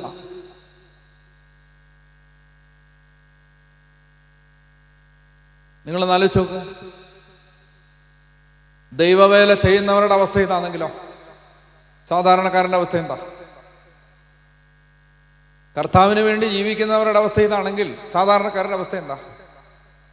അതുപോലെ ശത്രു നമ്മുടെ മുമ്പിലുണ്ട്. നമ്മൾ പോരാടുന്നത് മാംസത്തിനും രക്തത്തിനും എതിരായിട്ടല്ല. ഇത് ദൈവജനം തിരിച്ചറിയുന്നില്ല. അവർക്ക് മനസ്സിലാവുന്നില്ല. നമ്മൾ വിചാരിക്കുകയാണ് ഈ കൈക്ക് മസിലും ഈ കൈക്ക് ഈ ജോയിൻ്റൊക്കെ അനങ്ങുകയും ഇങ്ങനെ കുനിയാനും നിവരാനും പറ്റുകയും ആരോഗ്യം ഉണ്ടാവുകയൊക്കെ ചെയ്യുമ്പോൾ നമുക്കെല്ലാം ശരിയാക്കാമെന്നാണ് നമ്മുടെ വിചാരം. ഈ മുഷ്ടിയുടെ കരുത്ത് കൊണ്ടും ഈ കായിക ശക്തി കൊണ്ടും എല്ലാം ശരിയാക്കാമെന്നാണ് നമ്മുടെ വിചാരം. ഒന്നും ശരിയാവില്ല. എന്ത് ശരിയാവാനാ? മനസ്സിലായി? അതായത് ശത്രു മുമ്പിൽ നിപ്പുണ്ട്, നമ്മൾ കാണുന്നില്ലത്. അതുകൊണ്ടാണ് കർത്താവ് പറഞ്ഞത്, പ്രാർത്ഥനയും ഉപവാസവും കൊണ്ടല്ലാതെ ഈ വർഗം പുറത്തു പോവത്തില്ല. ഇത് പോവത്തില്ല, ഇത് മാറത്തില്ല. പിള്ളേരുടെ മുമ്പിൽ നിന്ന് മാറത്തില്ല. ഇത് കുട്ടികളുടെ ജീവിതത്തിൽ നിന്ന് മാറത്തില്ല, തലമുറയിൽ നിന്ന് മാറത്തില്ല, ഇത് കുടുംബനാഥനിൽ നിന്ന് മാറത്തില്ല, പ്രാർത്ഥന കൊണ്ടല്ലാതെ. അപ്പൊ അതുകൊണ്ട് അതുപോലെ പൈശാചിക ശക്തി ഉയർന്നു നിൽക്കുന്ന ഒരു സമയത്ത് പ്രിയപ്പെട്ട സഹോദരങ്ങളെ, ദൈവം തന്നിരിക്കുന്ന ആയുധമാണ് ദൈവവചനം. പെട്ടെന്ന് ഞാൻ പറഞ്ഞിട്ട് അടുത്ത കാര്യത്തിലേക്ക് പോകാം. എന്താണെന്നറിയാം? ഈ വചനം നമ്മൾ എടുത്തിട്ട് വായിക്കണം, പ്രഖ്യാപിക്കണം. അത് ആളുകൾക്ക് അറിഞ്ഞുകൂടാ.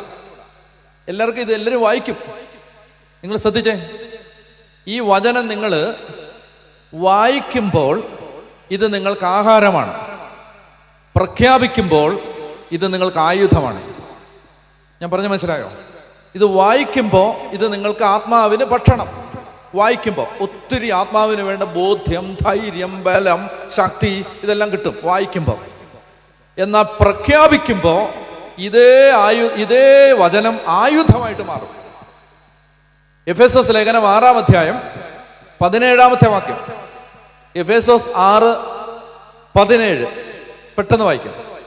എഫേസോസ് 6:17 രക്ഷയുടെ പടത്തൊപ്പി അണിയുകയും ദൈവവചനമാകുന്ന ആത്മാവിന്റെ വാൾ എടുക്കുകയും ചെയ്യണം. മനസ്സിലായോ? അതുകൊണ്ടാണ് ഞാൻ ഈ നിർബന്ധിക്കുന്നത്. എനിക്ക് നിങ്ങൾ ബൈബിൾ ഇല്ലാതെ വന്നാലല്ല. എനിക്ക് നിങ്ങൾ ബൈബിൾ കൊണ്ടുവരുന്നതിൻ്റെ പേര് ശാന്തനച്ചൻ എനിക്ക് ഇൻസെൻറ്റീവ് വല്ലതും തരുമോ? 500 പേര് ബൈബിൾ കൊണ്ടുവന്നിട്ടുണ്ട്, അതുകൊണ്ട് ഒരു 500 രൂപ ഇരിക്കട്ടെ, വല്ലതും തരുമോ? ഇല്ലില്ല. അതിൻ്റെ പേരിലൊന്നും തരാൻ പോണില്ല. പിന്നെന്താ? എനിക്ക് നിങ്ങൾ ബൈബിൾ കൊണ്ടുവന്നതിൻ്റെ പേരിൽ എനിക്കെന്താ? എനിക്ക് വല്ല ഒരു രോമാഞ്ചം ഉണ്ടാവും അവിടെ നിൽക്കുമ്പം? ഗൂസ് ബംസ് വരുമോ? പറ. ഇല്ലല്ലോ. പിന്നെ ഞാൻ എന്തിനാ ഈ ദിവസങ്ങളിൽ നിങ്ങളെ ഹേമിക്കുന്ന ഇത് കൊണ്ടുവരാൻ? മനസ്സിലായോ? ഇത് കൊണ്ടുവരാൻ പറയുന്നതിൻ്റെ കാര്യം, ഇത് പിടിക്കുന്നവൻ രക്ഷപ്പെടും, ഇത് എടുക്കുന്നവൻ രക്ഷപ്പെടും, ഇത് വായിക്കുന്നവൻ രക്ഷപ്പെടും, ഇത് പ്രഘോഷിക്കുന്നവൻ രക്ഷപ്പെടും. അതുകൊണ്ടാണ് പറയുന്നത്, അല്ലാതെ എനിക്കെന്തിൻ്റെ കേടാ? ഇത് എടുക്കണ്ട മക്കളെ, ഇത് കൊണ്ടുവാ, നീ ബൈബിള് കൊണ്ടുവാ, നീ തുറക്ക്, നീ വായിക്ക്, അങ്ങനെ ഇതിനോടൊരു ബന്ധം ഉണ്ടാവ് എന്ന് പറയുന്നതിൻ്റെ കാരണം, നിന്റെ ജീവിതം രക്ഷപ്പെടുത്താൻ ഈ ഭൂമിയിൽ ഇതേ ഉള്ളു വഴി. പറഞ്ഞ ഹല്ലേലൂയ. അപ്പൊ അതുകൊണ്ടാണ് അത് നിർബന്ധിക്കുന്നത്. ഇനിയിപ്പോട്ട് ഇന്ന് തീർന്നു, അടുത്ത കൊല്ലം കൺവെൻഷൻ ഉണ്ടെങ്കിൽ അതാര് പ്രസംഗിച്ചാലും പുസ്തകമില്ലാതെ വരരുത്. മനസ്സിലായോ? ഇനി നിങ്ങൾക്കില്ലെങ്കിൽ ഇല്ല, ബൈബിളിന് നല്ല വിലയാ. ഇതുപോലൊരു ബൈബിള് വാങ്ങണമെങ്കിൽ ഇപ്പം 485 രൂപ കൊടുക്കണം. വലിയ പുസ്തകമല്ലേ, പേപ്പറിനൊക്കെ നല്ല വിലയാ. അതാ ബൈബിളിന് വിലയുള്ളത്. 485. നിങ്ങൾക്ക് 485 രൂപ ഇല്ലെങ്കിൽ അടൂരിന്ന് വേറ്റിനാടിന് ബസ് കിട്ടും, വരണം. എന്നിട്ട് അവിടെ റിസപ്ഷനിൽ വന്നിട്ട് ചോദിച്ചാൽ മതി, ബൈബിൾ ഇല്ല, വണ്ടിക്കൂലി കടം വാങ്ങിച്ചിട്ടാ വന്നേ, ബൈബിളും തരും വണ്ടിക്കൂലിയും തരും, എന്നാലേലും ഇതൊന്ന് കൊണ്ടുവരണം. മനസ്സിലായി? ഇനി നിവർത്തികേട് കൊണ്ടാണ്, അല്ല അറിയാൻ പറ്റത്തില്ലല്ലോ, ചിലപ്പോൾ നല്ല സാരി മാത്രമേ കാണത്തുള്ളൂ, നമുക്കറിയത്തില്ലല്ലോ. ചിലപ്പോൾ നല്ല ചുരിദാർ മാത്രമേ, അത് തുണി വാങ്ങിച്ചപ്പോൾ പൈസ തീർന്നു, നമുക്ക് അറിഞ്ഞുകൂടല്ലോ സാഹചര്യം. കണ്ടിട്ടല്ല അത്യാവശ്യം നല്ല തരക്കേടില്ലാത്ത വേഷവിധാനമാണ്. അപ്പം നമുക്കറിഞ്ഞുകൂടാ, കാരണം ആരെയും കണ്ടിട്ട് വിധി പറയാൻ പറ്റുന്ന ഒരു കാലമല്ലത്. നിവൃത്തിയില്ലായിരിക്കും ചിലപ്പം. ഒന്നും വിഷമിക്കണ്ട, അവിടെ വന്നാൽ മതി. ഇങ്ങനെ പറഞ്ഞിട്ടുണ്ട് ഇവിടുത്തെ അച്ഛൻ, ബൈബിള് തരാന്ന് പറഞ്ഞിട്ടുണ്ട് എന്ന് പറഞ്ഞാൽ തരും. വേറെ മറ്റു ചോദ്യങ്ങളൊന്നുമില്ല. നിവൃത്തിയില്ല ബ്രദറെ, ഒരു ബൈബിള് കിട്ടിയാൽ കൊള്ളായിരുന്നു എന്ന് പറഞ്ഞാൽ നിനക്ക് 2 എണ്ണം തരും. നീ അവിടെ വരെ വണ്ടിക്കൂലിയും മുടക്കി വന്നാലോ എന്ന് ഓർത്ത് ഒരെണ്ണം വിറ്റ് നിനക്ക് ചായയും കുടിക്കാം. അങ്ങനെയല്ലേ നീ ഇതൊന്ന് തൊടുവല്ലോ. പറഞ്ഞ ഹല്ലേലൂയ. എൻ്റെ പൊന്ന് സഹോദരങ്ങളെ ഞാൻ പറയാണ്, എൻ്റെ പ്രിയപ്പെട്ട സഹോദരങ്ങളെ, നിങ്ങൾ വചനം വായിക്കണം. വചനം വായിക്കുമ്പോൾ യെശയ്യായിൽ കർത്താവിൻ്റെ വചനം പറഞ്ഞിട്ടുണ്ട്. അതായത് ഇങ്ങനെ വചനം വായിച്ചുകൊണ്ടിരിക്കുന്ന സമയത്ത് ചില കാര്യങ്ങൾ കാണിച്ചു തരും. അത് ഈ എടുത്ത് വായിക്കുന്നവന് മാത്രമേ കാണിച്ചു തരൂ. മനസ്സിലായി? നീ വല്ലയിടത്തുനിന്നും വല്ലവരും പറയുന്നത് കേട്ടിട്ട് മൂട്ടിച്ചിട്ട് ഇത് കൊള്ളാലോ, ഈ വചനം കൊള്ളാലോ എന്ന് പറഞ്ഞാൽ അങ്ങനെ പറയുന്നതല്ല. നീ ഇത് അടങ്ങി ഇവിടെ ഇരുന്നിട്ട്, ഈശോ യോഹന്നാന്റെ സുവിശേഷത്തിൽ ഈശോ നഥാനിയേലിനെ കണ്ടൊരു ഭാഗമുണ്ട്, അറിയാമോ? നഥാനിയേലിനെ കണ്ടപ്പോ ഈശോ പറഞ്ഞു, ഇതാ നിഷ്കപടനായ, പറ, ഇങ്ങനെ ഇരിക്കും, ഇത് വായിക്കാത്തോണ്ട, ഇതാ നിഷ്കപടനായ യഥാർത്ഥ ഇസ്രായേൽക്കാരൻ. അപ്പൊ നഥാനിയേൽ ചോദിച്ചു, ഹൗ കം, നീ എങ്ങനെ എന്നെ അറിയുന്നു, എങ്ങനെ അറിയാം എന്ന് ചോദിച്ചു. എങ്ങനെ അറിയാം? കർത്താവ് മറുപടി പറഞ്ഞു, എന്താ, എൻ്റെ അമ്മാവിയുടെ മോനെ കെട്ടിച്ചിരിക്കുന്നത് നിന്റെ അമ്മാവൻ്റെ മോൻ്റെ, അങ്ങനെയാണോ പറഞ്ഞേ? എനിക്കറിഞ്ഞൂടാ, നിങ്ങളൊന്നും പറയാത്തോണ്ടാണ് ഞാൻ ഇങ്ങനെ പറയുന്നത്. അപ്പോ നഥാനിയേൽ പറഞ്ഞു, അങ്ങ് എന്നെ എങ്ങനെ അറിയുന്നു? എങ്ങനെ അറിയുന്നു? അത്ഭുതമായിരിക്കുന്നു. അത്ഭുതമേ, എങ്ങനെ അറിയുന്നു? ഫിലിപ്പോസ് നിന്നെ വിളിക്കുന്നതിന് മുമ്പ് നീ അത്തിമരത്തിന്റെ ചുവട്ടിലായിരിക്കുമ്പോ ഞാൻ നിന്നെ കണ്ടതാടാ എന്നാണ് കർത്താവിന്റെ മറുപടി. കേൾക്കുന്നുണ്ടോ? അത്തിമരത്തിന്റെ ചുവട്ടിലിരിക്കുക എന്ന് പറഞ്ഞാൽ യഹൂദന്റെ പശ്ചാത്തലത്തിൽ തിരുവെഴുത്തുകൾ തുറന്ന് വചനം വായിച്ചുകൊണ്ടിരിക്കുക എന്നാണ് അതിന്റെ അർത്ഥം. ഇന്നത്തെ ഭാഷ പറഞ്ഞാൽ 2025 വചനം കേൾക്കുന്ന ഒരാളോടാണ് ഈശോ ഇത് പറയുന്നതെങ്കിൽ കർത്താവ് പറയും, നഥാനിയേൽ, നിന്നെ ഞാൻ കണ്ടിരുന്നു. എപ്പോൾ? മറ്റെല്ലാവരും മൊബൈലിൽ തോണ്ടിക്കൊണ്ടിരുന്നപ്പോ നീ ജീവന്റെ ഗ്രന്ഥം തുറന്ന് വായിച്ചുകൊണ്ടിരുന്നപ്പോ നിന്നെ ഞാൻ നോട്ട് ചെയ്തതാടാ. മനസ്സിലാവുന്നുണ്ടോ? ഈ തോണ്ടിക്കൊണ്ടിരുന്നവൻ അങ്ങനെ ഇരുന്ന് മരിക്കും, നീ ജീവന്റെ പുസ്തകത്തിൽ എഴുതപ്പെടും.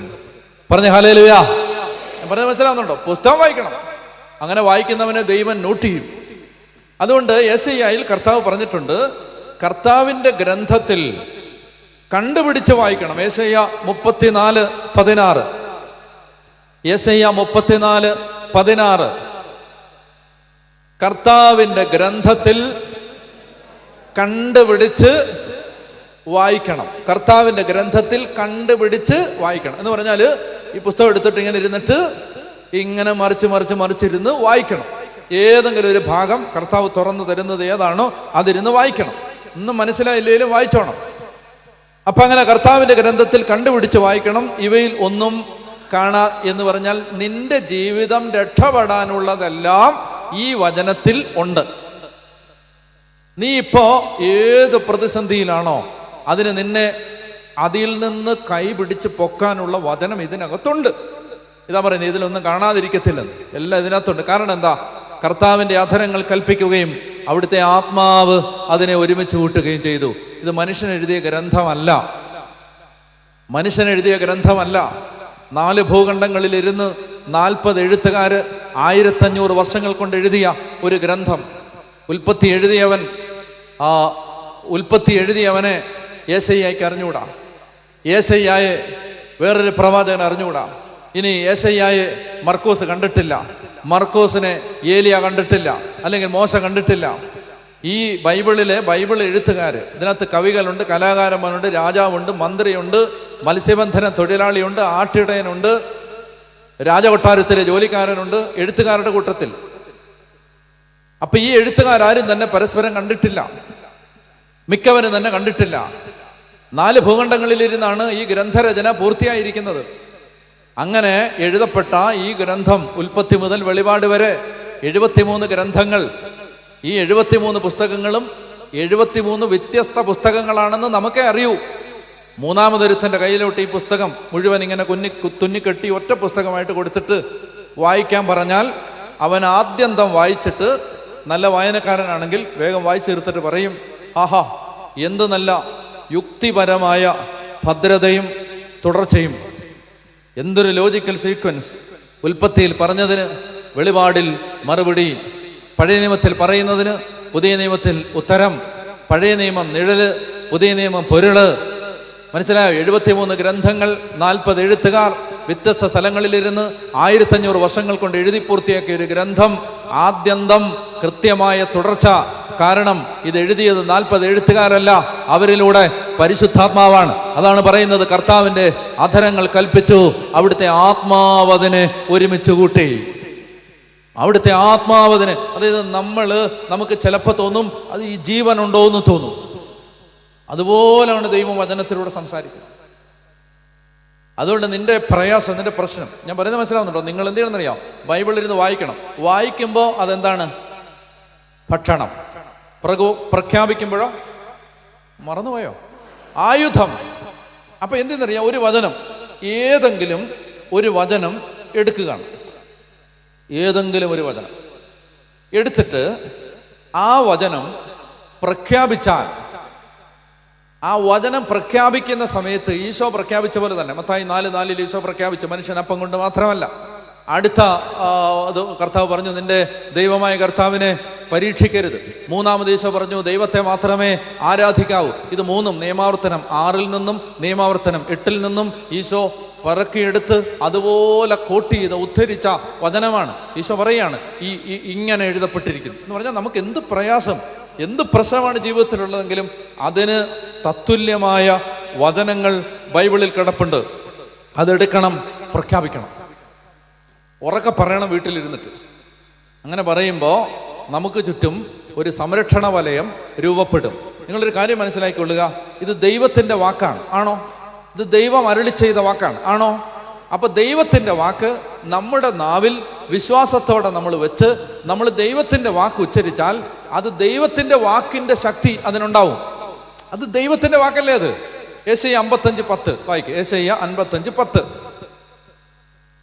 പെട്ടെന്ന് വായിക്കുക. യെശയ്യാ 55:10 മഴയും മഞ്ഞും ആകാശത്ത് നിന്നും വരുന്നു, അങ്ങോട്ട് തിരികെ മടങ്ങാതെ ഭൂമിയെ നനയ്ക്കുന്നു, സസ്യങ്ങൾ മുളപ്പിച്ച് ഫലം നൽകി, വിതയ്ക്കാൻ വിത്തും ഭക്ഷിക്കാൻ ആഹാരവും ലഭ്യമാക്കുന്നു.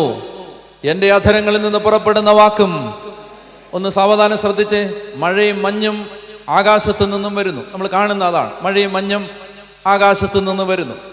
വന്നിട്ടത് പെട്ടെന്ന് വന്ന പോലെ തന്നെ തിരിച്ചു പോകാതെ അത് ഈ ഭൂമിയെ നനയ്ക്കുന്നു. ഭൂമിയെ നനച്ചു കഴിയുമ്പോൾ ഈ വന്ന മഴയും വന്ന മഞ്ഞും 2 കാര്യങ്ങൾ ചെയ്യുന്നു. ഭക്ഷിക്കാനുള്ളതും തരുന്നു, നാളത്തേക്ക് വേണ്ടി വിതയ്ക്കാനുള്ളതും തരുന്നു. മനസ്സിലായോ? വിത്തും തരുന്നു, ചോറും തരുന്നു. ഇന്നത്തേക്ക് വേണ്ടതും തരുന്നു, നാളത്തേക്ക് വേണ്ടതും തരുന്നു. എന്ത്? മഴയും മഞ്ഞും. മഴയും മഞ്ഞും ആകാശത്തു നിന്നും വരുന്നു, അങ്ങോട്ട് തിരികെ മടങ്ങാതെ ഭൂമിയെ നനയ്ക്കുന്നു, വിതയ്ക്കാൻ വിത്തും ഭക്ഷിക്കാൻ ആഹാരവും ലഭ്യമാക്കുന്നു. അത് ഉപമയാണ്. അത് എന്തിനെയോ സൂചിപ്പിക്കാൻ വേണ്ടി ദൈവം പറഞ്ഞതാണ്. അതെന്തിനെയാണ് സൂചിപ്പിക്കുന്നത്?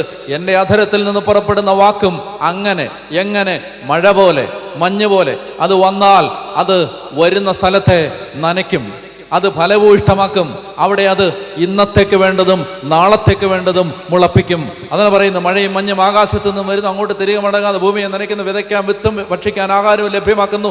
എൻ്റെ അധരങ്ങളിൽ നിന്ന് പുറപ്പെടുന്ന വാക്കും അങ്ങനെ തന്നെ. അടുത്ത വാക്യം, ഫലരഹിതമായി അത് തിരിച്ചു വരില്ല. ഒന്ന് പറ, ഫലരഹിതമായി അത് തിരിച്ചു വരില്ല. ഒന്ന് പറ, ഫലരഹിതമായി. മനസ്സിലായി? അതായത് ഒരു വചനം ഉച്ചരിക്കപ്പെട്ടാൽ അത് ഫലരഹിതമായി തിരിച്ചു വരില്ല.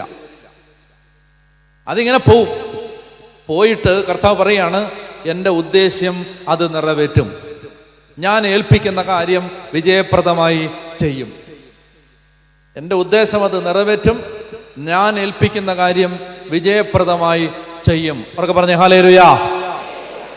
മനസ്സിലായോ? ആരോടും പറഞ്ഞിട്ടില്ല, നിങ്ങളോടാണ് ആദ്യമായിട്ട് പറയുന്നത്. ആരോടും ഇന്നുവരെയും പറഞ്ഞിട്ടില്ല.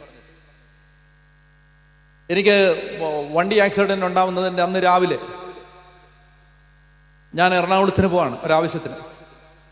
അപ്പൊ എറണാകുളത്ത് പോകാൻ ഞാൻ ഇറങ്ങുന്നതിന് മുമ്പ് എനിക്ക് എല്ലാ ദിവസവും ബൈബിൾ വായിച്ച് റെക്കോർഡ് ചെയ്യണം.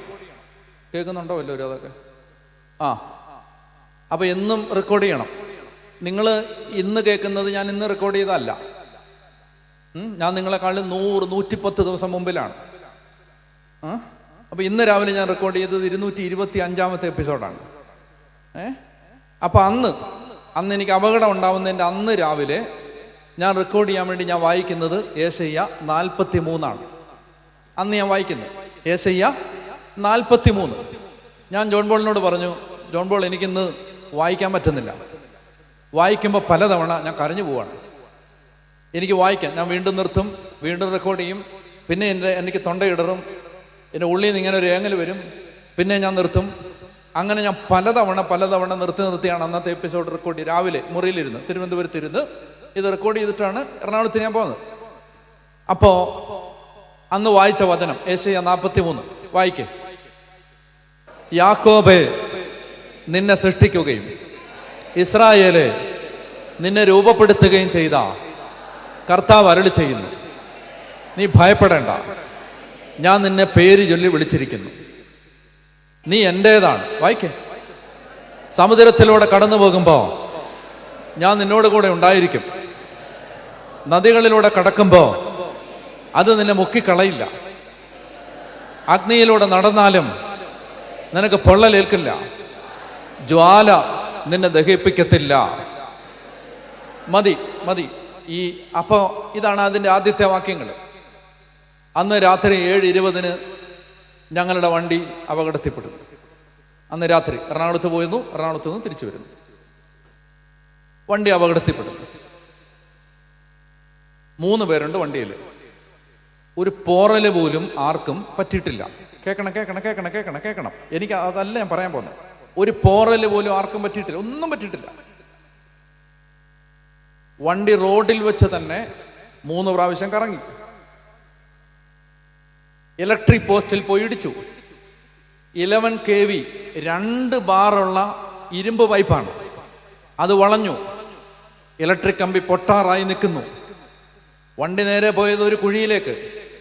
കുഴിയിൽ നിറയെ വെള്ളം, മഴ പെയ്തുകൊണ്ടിരിക്കുന്നു. ഇനി നിങ്ങൾ പറ, വെള്ളം നിന്നെ മുക്കത്തില്ല, ജ്വാല കമ്പി പൊട്ടി നിൽക്കാണ്. ഈ കമ്പി പൊട്ടി വെള്ളത്തിൽ വീണാൽ തീർന്നെല്ലാരും. മനസ്സിലാവുന്നുണ്ടോ? ജ്വാല നിന്നെ ദഹിപ്പിക്കത്തില്ല, നീ പേടിക്കണ്ട, നീ എന്റേതാണ്, ഞാൻ നിന്നെ പേര് ചൊല്ലി വിളിച്ചതാണ്. രാവിലെ വായിക്കുമ്പോ എനിക്കറിഞ്ഞൂടാ, ദൈവത്തിനറിയാം ഇത് വൈകിട്ട് സംഭവിക്കാൻ പോവാ. പറഞ്ഞ ഹല്ലേലൂയാ, ഹല്ലേലൂയാ. രാവിലെ വായിക്കുമ്പോ എനിക്കറിഞ്ഞൂടാ, ആത്മാവിനറിയാം. അതാ ഈ ആത്മാവ് കിടന്ന് ഏങ്ങുന്നേ. എനിക്കറിഞ്ഞൂടാ, ബുദ്ധിയിൽ അറിഞ്ഞൂടാ, പക്ഷെ ആർക്കറിയാം? ദൈവത്തിനറിയാം. അവർക്ക് പറഞ്ഞേ ഹല്ലേലൂയാ, പറഞ്ഞേ ഹല്ലേലൂയാ, ഹല്ലേലൂയാ. അതായത് കർത്താവ് പറയാണ്, ഒരു പോരാട്ടം വരുമ്പോ, ഒരു ഉപദ്രവം വരുമ്പോ, ശത്രു വന്ന് എതിരെ നിൽക്കുമ്പോ, ശത്രു നിന്നെ അപായപ്പെടുത്താൻ ശ്രമിക്കുമ്പോ, നിന്നെ ശത്രു ഉപദ്രവിക്കാൻ ശ്രമിക്കുമ്പോ കർത്താവ് പറയാണ്, എൻ്റെ വചനം നിന്റെ രക്ഷക്കെത്തും. അപ്പൊ അതിന് രാവിലെ എന്നെ കൊണ്ടത് വായിപ്പിക്കുകയാണ്. പറഞ്ഞേ ഹല്ലേലൂയാ, ഹല്ലേലൂയാ. ഞാൻ പറയാണ്, 1000 അനുഭവങ്ങളുടെ വെളിച്ചത്തിൽ ഞാൻ പറയാണ്, ഈ വചനം നീ ഉറക്കെ പറയണം, ഉറക്കെ പ്രഖ്യാപിക്കണം. ആ വചനം ശത്രുവിനെതിരെ ഒരു ആയുധമായിട്ട് മാറും. ഒന്ന് എഴുന്നേക്കാവോ? നമുക്ക് ശക്തമായ വചനത്തിൻ്റെ ഒരു അഭിഷേകം കിട്ടാൻ വേണ്ടി പ്രാർത്ഥിക്കണം. ഞാൻ നിങ്ങളോട് പറയാണ്, അതായത് ഈ നിങ്ങൾ എന്ത് ചെയ്യണമെന്നറിയാം? എനിക്ക് ഈ കൺവെൻഷൻ കഴിഞ്ഞ് പോകുമ്പോൾ എൻ്റെ ആഗ്രഹം ഞാൻ പറയാണ്, അതെ, ഞാൻ കർത്താവിൻ്റെ പുരോഹിതനാണ്, നിങ്ങൾക്ക് സംശയം ഉണ്ടെങ്കിൽ ഞാൻ പറയുകയാണ്, ഞാൻ കർത്താവിൻ്റെ പുരോഹിതനാണ്. ഞാൻ ഈ വചന പ്രഘോഷണത്തിന് വേദി കയറി നിന്ന് കഴിഞ്ഞാൽ പിന്നെ എൻ്റെ നിയന്ത്രണം ദൈവത്തിനാണ്. മനസ്സിലായോ? എനിക്ക് തെറ്റ് വരുത്തില്ലെന്നൊന്നും ഞാൻ അവകാശപ്പെടുന്നൊന്നുമില്ല. ഒരു മനുഷ്യന് സംഭവിക്കാവുന്ന തെറ്റുകൾ തെറ്റാം. പക്ഷേ ഞാനൊരു കാര്യം ഇതാ കർത്താവിൽ ഞാൻ പറയുന്നു എന്ന് പറഞ്ഞാൽ അത് നടക്കും. അതിന് യാതൊരു സംശയമില്ല, അത് സംഭവിച്ചിരിക്കും. ഞാൻ പറയുകയാണ് നിങ്ങളോട്, എനിക്കൊരാഗ്രഹമേ ഉള്ളൂ. ഈ കൺവെൻഷൻ കഴിഞ്ഞ് പോകുമ്പോൾ ഒറ്റ ആഗ്രഹമേ ഉള്ളൂ. അതെന്താന്ന് വെച്ചാൽ, നിങ്ങൾ ഈ കൺവെൻഷൻ കഴിഞ്ഞ് പോകുമ്പോൾ നിങ്ങൾക്ക് ഈ പുസ്തകം പിടിച്ച് നടക്കാൻ ഒരു നാണക്കേട് ഉണ്ടാവരുത്. വേറെ കൂടുതലൊന്നും വേണ്ട. നിങ്ങൾ ഒരു ചെറിയ പോക്കറ്റ് ബൈബിളെങ്കിലും കൊണ്ടു നടക്കണം. എവിടെ പോയാലും കൊണ്ടുപോകണം. നിങ്ങളുടെ ബാഗിൽ അത് വേണം. മൊബൈലിൽ ബൈബിൾ ഉണ്ടെന്ന് വിചാരിച്ച് തൃപ്തിപ്പെടരുത്. ഈ ബൈബിള് വേണം. കാരണം എന്താ പറയുക, ഇത് വചനം, കർത്താവിൻ്റെ വചനമാണ്. അത് നിന്നെ സഹായിക്കും, ഉറപ്പാണ് സഹായിക്കും. നിന്റെ കയ്യിൽ അത് വേണം. ഒരു കുട്ടി ആത്മഹത്യയിൽ നിന്ന് കർത്താവ് രക്ഷിച്ചു. ഹൈ ഡിപ്രഷനായിരുന്നു. അങ്ങനെ ഞരമ്പ് മുറിക്കാൻ തുടങ്ങുന്ന സമയത്താണ് ഒരിക്കൽ ദൈവം ഇടപെട്ടത്. അങ്ങനെ ദൈവം ഇടപെട്ടു, ധ്യാനകേന്ദ്രത്തിലേക്ക് വന്നപ്പോൾ എന്നോട് പറഞ്ഞു, എനിക്ക് ജീവിക്കണ്ട. ഞാൻ പറഞ്ഞു, അതൊക്കെ നമുക്ക് പിന്നെ തീരുമാനിക്കാം, നിനക്ക് ബൈബിൾ വായിക്കാവോ? അപ്പോൾ എന്നോട് മുഖത്ത് നോക്കി പറഞ്ഞു, പറ്റത്തില്ല എന്ന് പറഞ്ഞു. അപ്പം ഞാൻ പറഞ്ഞു, ഞാൻ വായിക്കാൻ പറയുമ്പോൾ നീ എന്നെ പറ്റത്തില്ല എന്ന് പറയണോ? അപ്പോൾ എന്നോട് പറഞ്ഞു, അച്ഛാ എനിക്കൊരു സ്വഭാവമുണ്ട്, ചെയ്യാൻ പറ്റുമെങ്കിൽ ചെയ്യാമെന്ന് ഞാൻ പറയത്തുള്ളൂ. എന്നെ കൊണ്ട് അതിനൊന്നും പറ്റത്തില്ല. ഞാനിപ്പോൾ അച്ഛൻ്റെ മുമ്പിൽ ഇരുന്നിട്ട് വായിക്കാമെന്ന് പറഞ്ഞു പോയിട്ട് എന്നെ കൊണ്ട് പറ്റത്തില്ല. ഞാൻ പറഞ്ഞു, ഞാൻ നിന്നെ കോളേജിൽ പഠിപ്പിച്ചിട്ടുള്ളതല്ലേ, ഞാൻ നിന്റെ അധ്യാപകനല്ലേ, ഗുരുവല്ലേ, ഗുരുവിൻ്റെ സ്ഥാനത്തല്ലേ. ഇതേ ഗുരുവിൻ്റെ സ്ഥാനത്ത് ഞാൻ പറയുകയാണ്, നീ ഒരു സ്റ്റുഡൻ്റായിട്ട് കേട്ടാൽ മതി. ഒരു 2-3 വാക്യം ഒരു ദിവസം വായിക്കാമോ നിനക്ക്? ഞാൻ ശ്രമിക്കാം എന്നോട് പറഞ്ഞു. പോയി ബൈബിൾ വായിക്കാൻ തുടങ്ങി. വായിച്ച് മുന്നോട്ട് പോകുന്ന വഴിക്ക് ഹൈ ഹാർഡ് കോർ ഡിപ്രഷനിൽ നിന്ന് കർത്താവ് സുഖപ്പെടുത്തി. അത്ഭുതകരമായിട്ട് സുഖപ്പെടുത്തി എന്ന് മാത്രമല്ല, കനത്ത വിശ്വാസിയായിട്ട് മാറി. കുരിശ് ധരിച്ച് നടക്കും, ബൈബിൾ കൊണ്ട് നടക്കും. ഞാനൊരിക്കൊരു ബൈബിൾ പുതിയ നിയമം കൊടുത്തു. എന്നിട്ട് ഞാൻ പറഞ്ഞു, നീ എവിടെ പോയാലും ഇത് കൊണ്ട് നടക്കണം. അപ്പോൾ എവിടെ പോയാലും അന്ന് മുതൽ ഇന്ന് വരെ, ഇപ്പോൾ 2.5 വർഷമായി, അന്ന് മുതൽ ഇന്ന് വരെ ബൈബിളും കൊണ്ട് എവിടെ പോയാലും. എറണാകുളത്ത് ജോലിക്ക് പോയി, നല്ല വലിയൊരു ഓഫീസിലാണ് ജോലിക്ക് പോകുമ്പോഴും ഈ ബൈബിളും പിടിച്ചാൽ പോണേ. അതല്ല, ബൈബിളും കൊണ്ട് അവിടെ വെക്കും. ഒറ്റയ്ക്കും കൂട്ടമായിട്ടും കൂടെയുള്ളവർ ആക്രമിക്കും, കളിയാക്കും, പരിഹസിക്കും. ഒരു ദിവസം എന്നെ വിളിച്ചിട്ട് പറഞ്ഞു, അച്ഛാ ഇന്ന് എനിക്ക് ഒട്ടും പറ്റാത്ത പോലെ എന്നെ കളിയാക്കിയെന്ന് പറഞ്ഞു. എല്ലാവരും ഇങ്ങനെ കസേര എൻ്റെ ചുറ്റിന് കൂട്ടി ഇട്ടിട്ട് എന്നെ കളിയാക്കിയിട്ട് എന്നോട് ഈ ബൈബിൾ കൊണ്ടിരുന്നതിൻ്റെ പേരിൽ നീ എന്നെ കന്യാസ്ത്രീയാണോ, നീ എന്നെ വിശുദ്ധയാണോ, നീയാണോ അടുത്ത അൽഫോൻസാമ എന്നൊക്കെ പറഞ്ഞിട്ട് കളിയാക്കി. എനിക്ക് ഭയങ്കര സങ്കടമാണ്. ഞാനത് പറയാൻ വിളിച്ചെന്നേ ഉള്ളൂ അച്ഛനോട്. എനിക്ക് ഭയങ്കര സങ്കടമാണ്, എനിക്ക് വേണ്ടി പ്രാർത്ഥിക്കണം. അപ്പം ഞാൻ പറയും, സാരമില്ല, നമ്മൾ കർത്താവിനെ പ്രതി അപമാനങ്ങൾ സഹിക്കുന്നത് ഭാഗ്യമാണ് മോളെ, ഭാഗ്യം, ധൈര്യമായിട്ടിരി എന്നൊക്കെ പറഞ്ഞിട്ട് ഞാൻ വിട്ടു. കേൾക്കണേ, ഞാൻ ഒരു 2 ദിവസം കഴിഞ്ഞിട്ട് പിന്നെ ഇത് ഓർത്തപ്പോൾ ഞാൻ വിളിച്ചു, എന്തായി, നീ ബൈബിള് കൊണ്ടുപോയില്ലേ ഇന്ന്? അപ്പോൾ പറഞ്ഞു, കൊണ്ടുപോയെന്ന് പറഞ്ഞു. ആഹാ, മറ്റേതല്ല കൊണ്ടുപോയെന്ന് പറഞ്ഞു. ഞാൻ മറ്റേ POC സമ്പൂർണ്ണ ബൈബിളും കൊണ്ടാ ഇന്ന് പോയെന്ന് പറഞ്ഞു. മറ്റേത് പുതിയ നിയമം കൊണ്ടാ പോയിരുന്നു. മനസ്സിലായോ? അതായത് ഈ ഒരു അഭിഷേകമാണ് കിട്ടേണ്ടത്. അതുകൊണ്ട് എന്താ സംഭവിച്ചെന്നറിയാം? ഒരു അതിശയോക്തി ഇല്ലാതെ ഞാൻ പറയാം. എന്താ സംഭവിച്ചെന്നറിയാം? ഈ കുട്ടി ബൈബിൾ വായിക്കാൻ തുടങ്ങിയ മുതൽ കർത്താവിൻ്റെ ആത്മാവ് സന്ദേശങ്ങൾ പറഞ്ഞു കൊടുക്കാൻ തുടങ്ങി. കൃത്യമായിട്ട് സന്ദേശങ്ങൾ പറഞ്ഞു കൊടുക്കും. എന്നെ അത്ഭുതപ്പെടുത്തിക്കൊണ്ട് സന്ദേശങ്ങൾ പറയും. അതായത് ഷാർപ്പായ മെസ്സേജുകൾ പറയും. നമ്മൾ വാ വിളിച്ചു നിന്നു അതുപോലെയുള്ള സന്ദേശങ്ങൾ പറയും. ഒരു കാര്യത്തിന് വേണ്ടി ഒന്ന് പ്രാർത്ഥിക്കാൻ പറഞ്ഞാൽ പ്രാർത്ഥിച്ചിട്ട് ദൈവവചനത്തിലൂടെ കർത്താവ് പറയുന്ന കാര്യങ്ങൾ കൃത്യമായിട്ട് പറഞ്ഞു തരും. ഞാൻ എന്തായാലും കുറേ വർഷമായിട്ട് ഈ ബൈബിൾ കൈകാര്യം ചെയ്യുന്ന ഒരാളല്ലേ. എനിക്ക് സംശയമില്ലെങ്കിൽ നിങ്ങൾ ഉറപ്പിച്ചോ, അത് പരിശുദ്ധാത്മാവിൽ നിന്നാണ്. ഞാൻ ഈ ബൈബിൾ വായിക്കുന്ന ഒരാളല്ലേ കുറേ വർഷമായിട്ട്. അപ്പോൾ എനിക്ക് ഒരു കാര്യം ഒരാൾ പറയുമ്പോൾ അത് ആത്മാവിൽ നിന്നാണോ എന്ന് കുറച്ചൊക്കെ അറിയാൻ പറ്റും. എന്താ സംഭവിച്ചത്? എല്ലാം തുടങ്ങുന്നത് ഒരാൾ ഈ പുസ്തകം വായിക്കാൻ തുടങ്ങിയെടുത്താണ്. ഞാൻ നിങ്ങളെ വിളിക്കുകയാണ്, ഈ കൺവെൻഷൻ കഴിഞ്ഞിട്ട് നിങ്ങൾ ഈ ബൈബിൾ താഴെ വെക്കരുത്. ചെറുപ്പക്കാരോട് ഞാൻ പറയുകയാണ്, മക്കളെ, ചെറിയൊരു പോക്കറ്റ് എഡിഷൻ കുഞ്ഞൊരെണ്ണം, ഇല്ലെങ്കിൽ അങ്ങ് വാ, Vettinad, mount Carmel, Malankara hills, Vettinad, 695028. കേട്ടോ? ചെറിയ പുതിയ നിയമമുണ്ട്, ചെറുത്. നിനക്ക് പൈസ ഇല്ലെങ്കിലും കുഴപ്പമില്ല, അവിടെ ഒന്ന് ചോദിച്ചാൽ മതി. പക്ഷെ നീ പിടിച്ചോണം, ഇത് പിടിച്ചോണം. ബൈബിൾ പിടിച്ച് നടക്കണം. പിടിക്കാൻ മാത്രമല്ല, ഒരു 10 മിനിറ്റ് കിട്ടുമ്പോൾ ഇരുന്നിട്ട് വായിക്കണം. ദൈവം നിന്നെ വളർത്തും. ഞാൻ ഈ കൊടുമണ്ണ് വികാരിയായിരിക്കുന്ന സമയത്ത് കൊടുമണ്ണുകാരോട് ഞാൻ പറയുമായിരുന്നു, എനിക്കൊരു സ്വപ്നമുണ്ട്. ധ്യാന കേന്ദ്രം, ബൈബിൾ കോളേജ്, ബൈബിൾ ഗ്രാമം. അന്ന് എനിക്ക് സ്വപ്നം മാത്രമായിരുന്നു, സ്വപ്നവും ഈ പുസ്തകവും. അങ്ങനെ ഞാൻ 2012 അവിടെ നിന്ന് പോകുന്നത്. ഇന്ന് 2025. അന്ന് ഞാൻ ആൾത്താരെ നിന്ന് പറഞ്ഞ സ്വപ്നമെല്ലാം ഇന്ന് നിറവേറി. ഇന്ന് ദൈവം നിറവേറ്റി. എന്താണ് എൻ്റെ മൂലധനം? നിങ്ങൾ പറ, എന്താ എൻ്റെ മൂലധനം? അന്നും ഇന്നും എൻ്റെ മൂലധനം ഇതാ ബൈബിള്. ഇത് 7ാമത്തെ ബൈബിളാണ്, 7ാമത്തെ. ബാക്കി 6ഉം പറ മൂട്ടിച്ചോണ്ട് പോയതല്ല, കീറിപ്പോയി. മാവേലിക്കര കൺവെൻഷൻ്റെ സമയത്താണ് കഴിഞ്ഞ ബൈബിള് മാറ്റിയത്. കാരണം റോമാലേഖനം 6ാം അധ്യായം നോക്കിയപ്പോൾ കാണാനില്ല, അത് കീറിപ്പോയി. മനസ്സിലായോ? എങ്ങനെ കീറിയേ? വായിച്ച് കീറി. എൻ്റെ ഓരോ ബൈബിളും കീറുന്നതനുസരിച്ച് എൻ്റെ ദൈവം എന്നെ അനുഗ്രഹിച്ചുകൊണ്ടിരുന്നു. എൻ്റെ ഓരോ ബൈബിളും കീറുന്നതിനനുസരിച്ച് എൻ്റെ ദൈവം എന്നെ അനുഗ്രഹിച്ചുകൊണ്ടിരുന്നു. എൻ്റെ സാക്ഷ്യമായിട്ട് നിങ്ങൾ കണ്ടാൽ മതി. ഈ പുസ്തകം എടുക്ക്, നീ ഒന്ന് വായിക്ക്, നിന്റെ കുടുംബം രക്ഷപ്പെടും. ഹല്ലേലൂയാ. ഇരിക്കാവോ? യോഹന്നാന്റെ സുവിശേഷം 3-ാമത്തെ അധ്യായം. നമ്മൾ അത് പറഞ്ഞാണ് കഴിഞ്ഞ ദിവസം തുടങ്ങിയത്. വന്ന് കാണുക. അങ്ങനെ രാത്രിയിൽ യേശുവിനെ കാണാൻ വന്ന ഒരാൾ, അദ്ദേഹത്തെക്കുറിച്ച് സൂചിപ്പിച്ച് നമുക്ക് ഇന്നത്തെ ശുശ്രൂഷ അവസാനിപ്പിക്കാം. വായിക്കാം 3-ാം അധ്യായം, യോഹന്നാൻ 3-ാം അധ്യായം 1 മുതലുള്ള വാക്യങ്ങൾ വായിക്കുക പ്ലീസ്. ഫരിസേയരിൽ നിക്കോദേമോസ് എന്നു പേരായ ഒരു യഹൂദ പ്രമാണി ഉണ്ടായിരുന്നു. അവൻ രാത്രി യേശുവിൻ്റെ അടുത്ത് വന്ന് പറഞ്ഞു, റബ്ബി, അങ്ങ് ദൈവത്തിൽ നിന്ന് വന്ന ഒരു ഗുരുവാണെന്ന് ഞങ്ങൾ അറിയുന്നു. ദൈവം കൂടെ ഇല്ലെങ്കിൽ ഒരുവനും ഈ അടയാളങ്ങൾ ചെയ്യാൻ കഴിയില്ല. യേശു പറഞ്ഞു, സത്യമായി ഞാൻ നിന്നോട് പറയുന്നു, വീണ്ടും ജനിക്കുന്നില്ലെങ്കിൽ ഒരുവനും ദൈവരാജ്യം കാണാൻ കഴിയില്ല. നിർത്തുക. നിക്കോദേമോസ് യേശുവിൻ്റെ അടുത്തേക്ക് വന്നത് എങ്ങനെയാണെന്ന് യോഹന്നാൻ 2-ാം അധ്യായം 23-ാമത്തെ വാക്യത്തിലുണ്ട്. വായിച്ചോളാം. പെസഹ തിരുനാളിന് അവൻ ജെറുസലേമിലായിരിക്കുമ്പോൾ പ്രവർത്തിച്ച അടയാളങ്ങൾ കണ്ട് വളരെ പേർ അവൻ്റെ നാമത്തിൽ വിശ്വസിച്ചു. ശ്രദ്ധിക്കുക, എൻ്റെ കൂടെ വരണം.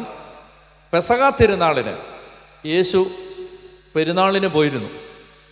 പെരുന്നാളിന് പോവുക മാത്രമല്ല, യേശു അവിടെ വളരെയധികം അടയാളങ്ങളും പ്രവർത്തിച്ചിരുന്നു. ഈ അടയാളങ്ങൾ കണ്ട അനേകം പേർ യേശുവിൽ വിശ്വസിച്ചു. കേൾക്കുന്നുണ്ടോ? ഈ അടയാളം കണ്ട അനേകം പേർ യേശുവിൽ വിശ്വസിച്ചു. ആ കൂട്ടത്തിൽ ഒരാളാണ് നിക്കോദേമോസ്. ഇയാളും ഈ അടയാളങ്ങൾ കണ്ടപ്പോൾ ഇവൻ സാധാരണക്കാരനല്ലല്ലോ എന്ന് മനസ്സിലാക്കി. ഇവൻ്റെ അടുത്ത് ചെന്നാൽ അടയാളങ്ങൾ സംഭവിക്കും എന്ന് വിശ്വസിച്ചു. ഇവൻ അടയാളങ്ങൾ പ്രവർത്തിക്കാൻ കഴിവുണ്ടെന്ന് ബോധ്യപ്പെട്ടു. ഇതാണ് ഒരു വിശ്വാസിയുടെ ആദ്യത്തെ തലം. അത്ഭുതങ്ങളും അടയാളങ്ങളും കാണുന്ന ഒരു നിലവാരം. പ്രാർത്ഥിക്കുന്നു, അതിന് മറുപടി കിട്ടുന്നു. ദൈവാന്വേഷണം നടത്തുന്നു, അതിന് പ്രതിഫലം കിട്ടുന്നു. ചില പ്രത്യേക പ്രാർത്ഥനാ രീതികളിലൂടെ കടന്നു പോകുന്നു, അതിന് മറുപടി കിട്ടുന്നു. ദൈവനാമം വിളിച്ചു, അതിന് ഉത്തരം കിട്ടി. അടയാളങ്ങൾ പ്രവർത്തിച്ച ദൈവത്തെ കണ്ടു. മനസ്സിലാവുന്നോ? ഇതിനകത്ത് നമ്മളെല്ലാവരും ഉണ്ടോ? ചേച്ചിയും ഉണ്ട്, ഞാനും ഉണ്ട്. ഉണ്ട്. കൊച്ചുകൊണ്ട് ഞാനും ഉണ്ട്. ഇതിനകത്ത് നമ്മളെല്ലാം ഉണ്ട്. നമ്മളെല്ലാം ഒരിക്കൽ അവൻ്റെ നാമത്തിൽ അടയാളങ്ങൾ കണ്ടവരാണ്, കാണുന്നവരാണ്. അത്ഭുതങ്ങൾ കണ്ടവരാണ്, കാണുന്നവരാണ്. ഈ ജീവിതം മുഴുവൻ തിരിഞ്ഞു നോക്കിയാൽ ദൈവം പ്രവർത്തിച്ച അടയാളങ്ങൾ കണ്ടവരാണ്. നമ്മൾ നിക്കോദേമോസിന്റെ സ്ഥാനത്താണ്. അങ്ങനെ നിൽക്കുന്നൊരു ജനതയെ നോക്കി യേശു പറയുകയാണ്, നിക്കോദേമോസ്, ഈ അടയാളങ്ങൾ കണ്ട് നിന്നിട്ട് വലിയ കാര്യമില്ല. ഇനി ഒരു തലമുണ്ട്. അതാണ് ദൈവരാജ്യത്തിൽ കയറാൻ സഹായിക്കുന്നത്. അത്ഭുതം കണ്ടവരും പ്രാർത്ഥനയ്ക്ക് മറുപടി കിട്ടിയവരുമെല്ലാം ദൈവരാജ്യത്തിൽ ഉണ്ടാകണമെന്ന് നിർബന്ധമില്ല. എന്നൂടെ ഞാൻ പറയാം. അത്ഭുതങ്ങൾ കണ്ടവരും അടയാളങ്ങൾ വാങ്ങിയവരും പ്രാർത്ഥിച്ച് മറുപടി കിട്ടിയവരുമെല്ലാം ദൈവരാജ്യത്തിൽ ഉണ്ടാകണമെന്ന് നിർബന്ധമില്ല. ദൈവരാജ്യത്തിൽ ഉണ്ടാകണമെങ്കിൽ അതിൻ്റെ വ്യവസ്ഥ വേറെയാണ്. ഇതാദ്യത്തെ തലം. ദൈവം തന്നെ സ്നേഹിക്കുന്നവർക്ക്, തന്നെ തേടുന്നവർക്ക് നന്മ ചെയ്യുന്ന ദൈവമാണ്. ദൈവം ദുഷ്ടനും ശിഷ്ടനും ഒരുപോലെ മഴയും വെയിലും കൊടുക്കുന്ന ദൈവമാണ്. ഞാൻ കർത്താവിനെ തേടി, അവൻ എനിക്ക് ഉത്തരം അരുളി. സകല കഷ്ടതകളിൽ നിന്നും അവിടുന്ന് എന്നെ വിമോചിപ്പിച്ചു. ഞാൻ പ്രാർത്ഥിച്ചു, അവൻ ഉത്തരം തന്നു. ഞാൻ കാത്തിരുന്നു, അവൻ ചെവിചായിച്ച് എൻ്റെ നിലവിളി കേട്ടു. ഇതെല്ലാം ആദ്യത്തെ തലം. രണ്ടാമത്തെ തലം കർത്താവ് പറയാണ്, വായിക്കാം വാക്യം 3. യേശു തമ്പുരാൻ പറഞ്ഞു, സത്യം സത്യമായി ഞാൻ നിന്നോട് പറയുന്നു, വീണ്ടും ജനിക്കുന്നില്ലെങ്കിൽ ഒരുവനും ദൈവരാജ്യത്തിൽ പ്രവേശിക്കാൻ, ദൈവരാജ്യം കാണാൻ കഴിയില്ല. അപ്പൊ യേശുവിനെ തേടി വരുന്ന ഏത് മനുഷ്യനോടും ദൈവം പറയാണ്, ഒരു രണ്ടാമത്തെ ജനനം ഉണ്ട്. ആദ്യത്തെ ജനനം ജൈവിക മാതാപിതാക്കൾ, ബയോളജിക്കൽ പേരൻസിൽ നിന്ന് ആദ്യത്തെ ജനനം, അപ്പനും അമ്മയും തന്ന ഈ ഭൂമിയിലെ ജീവിതം. എന്നാൽ ക്രിസ്തുവിൽ ഒരു മനുഷ്യന് ഒരു രണ്ടാം ജന്മം ഉണ്ട്. ക്രിസ്തുവിലായിരിക്കുന്നവൻ പുതിയ സൃഷ്ടിയാണ്, ഒരു രണ്ടാം പിറവി. ഞാൻ ഇന്നലെ പറഞ്ഞത് ആ ദൈവാനുഭവത്തെക്കുറിച്ചാണ്. ക്രിസ്തുവിനെ കണ്ടുമുട്ടുന്ന ഒരു ദിവസം, ക്രിസ്തുവിനെ നേരിട്ട് അനുഭവിക്കുന്ന ഒരു ദിവസം, ക്രിസ്തു ആരാണെന്ന് തിരിച്ചറിയുന്ന ഒരു ദിവസം. പറഞ്ഞ ഹല്ലേലൂയാ. ഈ അമേരിക്കയിൽ പെൻസിൽവാനിയയിൽ പീറ്റ്സ്ബർഗ് എന്ന് പറയുന്ന സ്ഥലത്ത്, പീറ്റ്സ്ബർഗിൽ ഒരു ഡുക്കെയിൻ യൂണിവേഴ്സിറ്റി ഉണ്ട്. പേരൊന്നും നിങ്ങൾ ഓർക്കണ്ട. ഒരു യൂണിവേഴ്സിറ്റി, ചെറുപ്പക്കാർ പഠിക്കുന്ന ഒരു കോളേജ്. ഇവിടെ യൂണിവേഴ്സിറ്റി, ഇവിടെ ഒരു ധ്യാനകേന്ദ്രം. അങ്ങനെയാണ് ആ ക്യാമ്പസ്. കോളേജ്, ധ്യാനകേന്ദ്രം. അപ്പൊ ഈ കോളേജിലെ 2 ചെറുപ്പക്കാരായ അധ്യാപകർ ഈ ധ്യാനകേന്ദ്രത്തിൽ പോയി പ്രാർത്ഥിക്കും, വിശുദ്ധ കുർബാനയ്ക്ക് പോവും. അങ്ങനെ ആ പ്രേരണയിൽ അവർ കോളേജിൽ ഒരു പ്രാർത്ഥനാ ഗ്രൂപ്പ് ആരംഭിച്ചു. യൂത്തിന് വേണ്ടിയുള്ള ഈ പ്രാർത്ഥനാ ഗ്രൂപ്പിൽ 20ഉം 25ഉം ഒക്കെ ആളുകൾ വരും. പക്ഷേ മാസങ്ങൾ അവർ പ്രാർത്ഥിക്കുന്നു. പ്രാർത്ഥനയിൽ ഒരു ഉണർവില്ല, ഒരു അഭിഷേകമില്ല. ഇന്ന് വന്നവർ നാളെ വരുത്തില്ല, തുടർച്ചയായിട്ട് വരാനൊരു പ്രേരണയില്ല. എന്തോ അവർക്ക് മിസ്സാവുന്നു എന്ന് അവർക്ക് മനസ്സിലായി. അപ്പോൾ ഈ 2 അധ്യാപകർ ഒരു ദിവസം പരിശുദ്ധ കുർബാന കഴിഞ്ഞ് പള്ളിയിലിരുന്ന് നന്ദി പറഞ്ഞ് പ്രാർത്ഥിച്ചുകൊണ്ടിരിക്കുമ്പോൾ 2 പേര് അടുത്തടുത്തിരുന്നിട്ട് പറഞ്ഞു, നമ്മൾ ഒത്തിരി കാലമായി ചെറുപ്പക്കാർക്ക് വേണ്ടി ഈ പ്രയർ ഗ്രൂപ്പ് തുടങ്ങിയെങ്കിലും അത് കാര്യമായി പുരോഗതി പ്രാപിക്കുന്നില്ലല്ലോ, എന്താ ചെയ്യാൻ പറ്റുന്നേ? അപ്പം അവർ പറഞ്ഞു, അത് നമ്മുടെ പ്രയർ ഗ്രൂപ്പിൽ പരിശുദ്ധാത്മാവില്ലാത്തത് കൊണ്ടാണ്.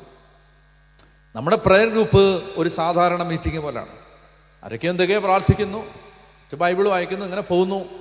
നമുക്ക് ആത്മാവില്ല, ആത്മാവിൻ്റെ സാന്നിധ്യത്തിലല്ല. വേണ്ട വിധം പ്രാർത്ഥിക്കേണ്ടത് എങ്ങനെയെന്ന് നമുക്ക് അറിഞ്ഞുകൂടാ. ആത്മാവാണ് പ്രാർത്ഥിപ്പിക്കേണ്ടത്, ആത്മാവാണ് ഒരു ശുശ്രൂഷ നടത്തേണ്ടത്. ആത്മാവ് നടത്തുന്ന ശുശ്രൂഷയ്ക്ക് വ്യത്യാസമുണ്ട്, അതിൻ്റെതായ ഒരു നനവിൻ്റെ തലമുണ്ട്.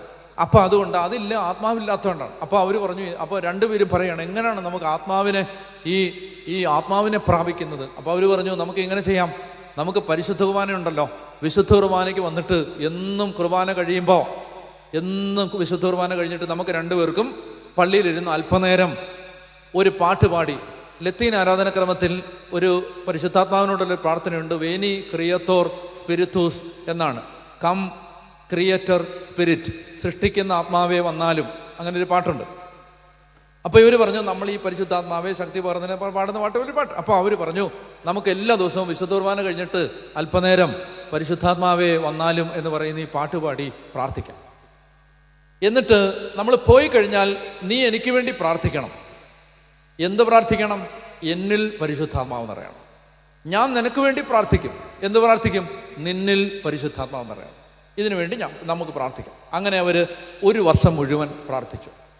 1967 ഫെബ്രുവരി മാസം 17, 18, 19 തീയതികൾ ഇവർ തീരുമാനിച്ചു, നമുക്ക് കോളേജിലുള്ള ചെറുപ്പക്കാർ ആഗ്രഹമുള്ളവരെയും കൂട്ടി 3 ദിവസം നമ്മുടെ ക്യാമ്പസിൽ തന്നെയുള്ള ഈ ധ്യാനകേന്ദ്രത്തിൽ പോയി പരിശുദ്ധാത്മാവിന് വേണ്ടി പ്രാർത്ഥിക്കാം.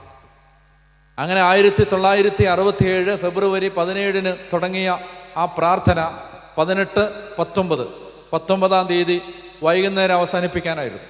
19 വൈകുന്നേരമായപ്പോൾ ഈ പ്രെയർ അവസാനിപ്പിക്കാൻ തോന്നിയില്ല. അപ്പസ്തോല പ്രവർത്തനങ്ങൾ 1 മുതൽ 4 വരെ അധ്യായങ്ങൾ മാറി മാറി വായിക്കുകയും പരിശുദ്ധാത്മാവെ അപ്പസ്തോലന്മാരുടെ മേൽ മാളിക മുറി പിളർന്നിറങ്ങി വന്ന അഗ്നിജ്വാല ഞങ്ങളുടെ മേൽ ഇറങ്ങി വരണമേ എന്നും, കൊടുങ്കാറ്റ് പോലെ ഞങ്ങളുടെ മേൽ ആത്മാവിൻ്റെ അപരിമേയ ശക്തി ആഞ്ഞടിക്കണമേ എന്നും അവരിങ്ങനെ ഹൃദയം നൊന്ത് പ്രാർത്ഥിച്ചുകൊണ്ടേയിരുന്നു. 19-ാം തീയതി വൈകുന്നേരമായിട്ടും അവർ പ്രാർത്ഥന അവസാനിപ്പിച്ചില്ല. സന്ധ്യയായി, രാത്രിയായി. അന്ന് രാത്രി ഒരു ബർത്ത്ഡേ സെലിബ്രേഷൻ ഉണ്ട്, ജന്മദിനത്തിൻ്റെ ആഘോഷം. അവർ പോയില്ല. അവർ പറഞ്ഞ് പ്രാർത്ഥിക്കാം. അപ്പോൾ രാത്രി വളർന്നു. 11, 12, 1, 2 വെളുപ്പിനെയായി. 20-ാം തീയതി തുടങ്ങും. അപ്പോൾ അതിലിങ്ങനെ പ്രാർത്ഥിച്ചുകൊണ്ടിരിക്കുന്ന സമയത്ത് അതിൽ ഒരു പെൺകുട്ടി, 25 ചെറുപ്പക്കാരും പിന്നെ ഈ ഫാക്കൽറ്റി മെമ്പേഴ്സും അവരുടെ ഭാര്യമാരും അവരെല്ലാം 29 പേരാണ് ഈ ധ്യാനത്തിന് പങ്കെടുക്കുന്നത്. അങ്ങനെ ഈ ഒരു ചാപ്പളയൻ അച്ഛനുണ്ട് ആ കൂട്ടത്തിൽ. ഈ പെൺകുട്ടി ചെന്ന് ചാപ്പളയൻ അച്ഛൻ്റെ മുമ്പിൽ മുട്ടുകുത്തിയിട്ട് അവൾ പറഞ്ഞു, അച്ഛാ, പെന്തക്കോസ്താദിന് സമാഗതമായപ്പോൾ അവരെല്ലാവരും ഒരുമിച്ച് കൂടിയിരിക്കുകയായിരുന്നു. കൊടുങ്കാറ്റടിക്കുന്നത് പോലെ പെട്ടെന്ന് ആകാശത്ത് നിന്നൊരു സ്വരമുണ്ട്. അഗ്നിജ്വാല പോലെയുള്ള നാവുകൾ തങ്ങൾ ഓരോരുത്തരുടെ മേലും വന്നു നിൽക്കുന്നവർ കണ്ടു. അവർ പരിശുദ്ധാത്മാവിനാൽ നിറഞ്ഞു. ആത്മാവ് നൽകിയ ഭാഷണപരമനുസരിച്ച് അവർ വിവിധ ഭാഷകളിൽ സംസാരിക്കാൻ തുടങ്ങി. അച്ഛാ, അപ്പസ്തോലന്മാർ ആദിമ സഭയിൽ പെന്തക്കോസ്തായുടെ പരിശുദ്ധമായ ദിനത്തിൽ അഗ്നിജ്വാലയുടെ രൂപത്തിൽ ഇറങ്ങി വന്ന ആത്മാവിനെ പ്രാപിച്ചതുപോലെ എൻ്റെ തലയിലൊന്ന് കൈവെക്കാമോ, ഞാൻ പരിശുദ്ധാത്മാവിനെ സ്വീകരിക്കട്ടെ എന്ന് പറഞ്ഞ് ചാപ്പളയനച്ഛൻ്റെ മുമ്പിൽ ഈ പെൺകുട്ടി മുട്ടുകുത്തി. അച്ഛൻ എഴുന്നേറ്റ് നിന്ന് 2 കൈയും അവളുടെ തലയെ കൈവച്ച് പരിശുദ്ധാത്മാവേ ഇവളിൽ നിറയണമേ എന്ന് പറഞ്ഞ് പ്രാർത്ഥിച്ചു. അവൾ ഭാഷാപരത്തിൽ സ്തുതിക്കാൻ തുടങ്ങി. അവൾ സ്തുതിക്കുന്നത് കണ്ടിട്ട് അടുത്ത ആൾ വന്ന് മുട്ടുകുത്തി. അങ്ങനെ 28 പേരുടെ തലയിലും ഈ അച്ഛൻ കൈവച്ചു. അച്ഛനും ആത്മാവിൽ ദൈവത്തെ ആരാധിക്കാൻ തുടങ്ങി. അങ്ങനെ അന്ന് പെന്തക്കോസ്താ തിരുനാളിൽ അപ്പസ്തോലന്മാരുടെ മേൽ പരിശുദ്ധാത്മാവ് ഇറങ്ങി വന്നതുപോലെ ഈ ഡ്യൂക്കൻസ് യൂണിവേഴ്സിറ്റിയിലെ ആ ഹോളി സ്പിരിറ്റ് അച്ഛന്മാർ നടത്തുന്ന ആ ധ്യാനകേന്ദ്രത്തിൽ വെച്ച് 1967 ഫെബ്രുവരി 17, 18, 19 ദിവസങ്ങളിൽ നടന്ന ആ ധ്യാനത്തിൽ വെളിപ്പെട്ട പരിശുദ്ധാത്മ അഭിഷേകമാണ് കത്തോലിക്ക കരിസ്മാറ്റിക് പ്രസ്ഥാനത്തിൻ്റെ തുടക്കം കുറിച്ച ആദ്യത്തെ സംഭവം. ഹല്ലേലൂയാ! നിങ്ങൾക്ക് മനസ്സിലാവുന്നുണ്ടോ? ലോകമെമ്പാടും അനേക കോടി മക്കളെ പാപത്തിൽ നിന്നും പൈശാചിക ശക്തികളിൽ നിന്ന് വിടുവിക്കാൻ ഈ 20, 21 നൂറ്റാണ്ടുകളിൽ ദൈവം തെരഞ്ഞെടുത്ത അത്ഭുതകരമായ ഒരു ശുശ്രൂഷാവേദിക്ക് തുടക്കം കുറിച്ചത് 29 ചെറുപ്പക്കാര് പരിശുദ്ധാത്മാവിന് വേണ്ടി പ്രാർത്ഥിച്ചു കൊണ്ടിരുന്നപ്പോഴാണ്. അതിലെ ഒരു പെൺകുട്ടി എഴുതിയ ഒരു വാചകം ഇങ്ങനെയാണ്: ജീവിതത്തിൽ ആദ്യമായി ദൈവഭയം എന്താണെന്ന് ഞാൻ അറിഞ്ഞു. ഒരു വാചകമാണ് അവൾ എഴുതിയിരിക്കുകയാണ്. ജീവിതത്തിൽ ആദ്യമായി ദൈവഭയം എന്താണെന്ന് എനിക്ക് മനസ്സിലായി. പള്ളിയിൽ നിൽക്കുമ്പോൾ കിട്ടിയിട്ടില്ലാത്ത, പള്ളിയിൽ നിന്നപ്പോൾ ഇന്നുവരെ അറിഞ്ഞിട്ടില്ലാത്ത, ബൈബിൾ വായിക്കുമ്പോൾ ഇന്നുവരെ അറിഞ്ഞിട്ടില്ലാത്ത, പ്രാർത്ഥിക്കുമ്പോൾ ഇന്നുവരെ അറിഞ്ഞിട്ടില്ലാത്ത ദൈവഭയം എനിക്കിന്ന് മനസ്സിലാവുന്നുണ്ടോ? ഇതൊരു 2ാം പിറവിയുടെ പേരാണ്. ഒരാൾ രണ്ടാമത് ഒരു ദൈവാനുഭവത്തിലേക്ക് വരികയാണ്. നമ്മൾ കത്തോലിക്ക സഭയുടെ ഭാഷയിൽ പറഞ്ഞാൽ നമ്മൾ സ്വീകരിച്ച പ്രാരംഭ കൂദാശകൾ നമ്മളിൽ സജീവമാകുന്നതിനെ വിളിക്കുന്ന പേരാണ് പരിശുദ്ധാത്മാഭിഷേകം.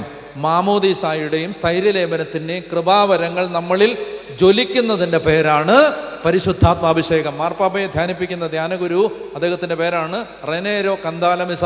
കർദിനാളാണ്, കൺവെൻച്വൽ ഫ്രാൻസിസ്കൻ സന്യാസിയാണ്, കർദിനാളാണ്. അദ്ദേഹമാണ് മാർപ്പാപ്പ പേപ്പൽ ഹൗസ് ഹോൾഡിൻ്റെ ധ്യാനഗുരു, റിട്രീറ്റ് പ്രീച്ചർ.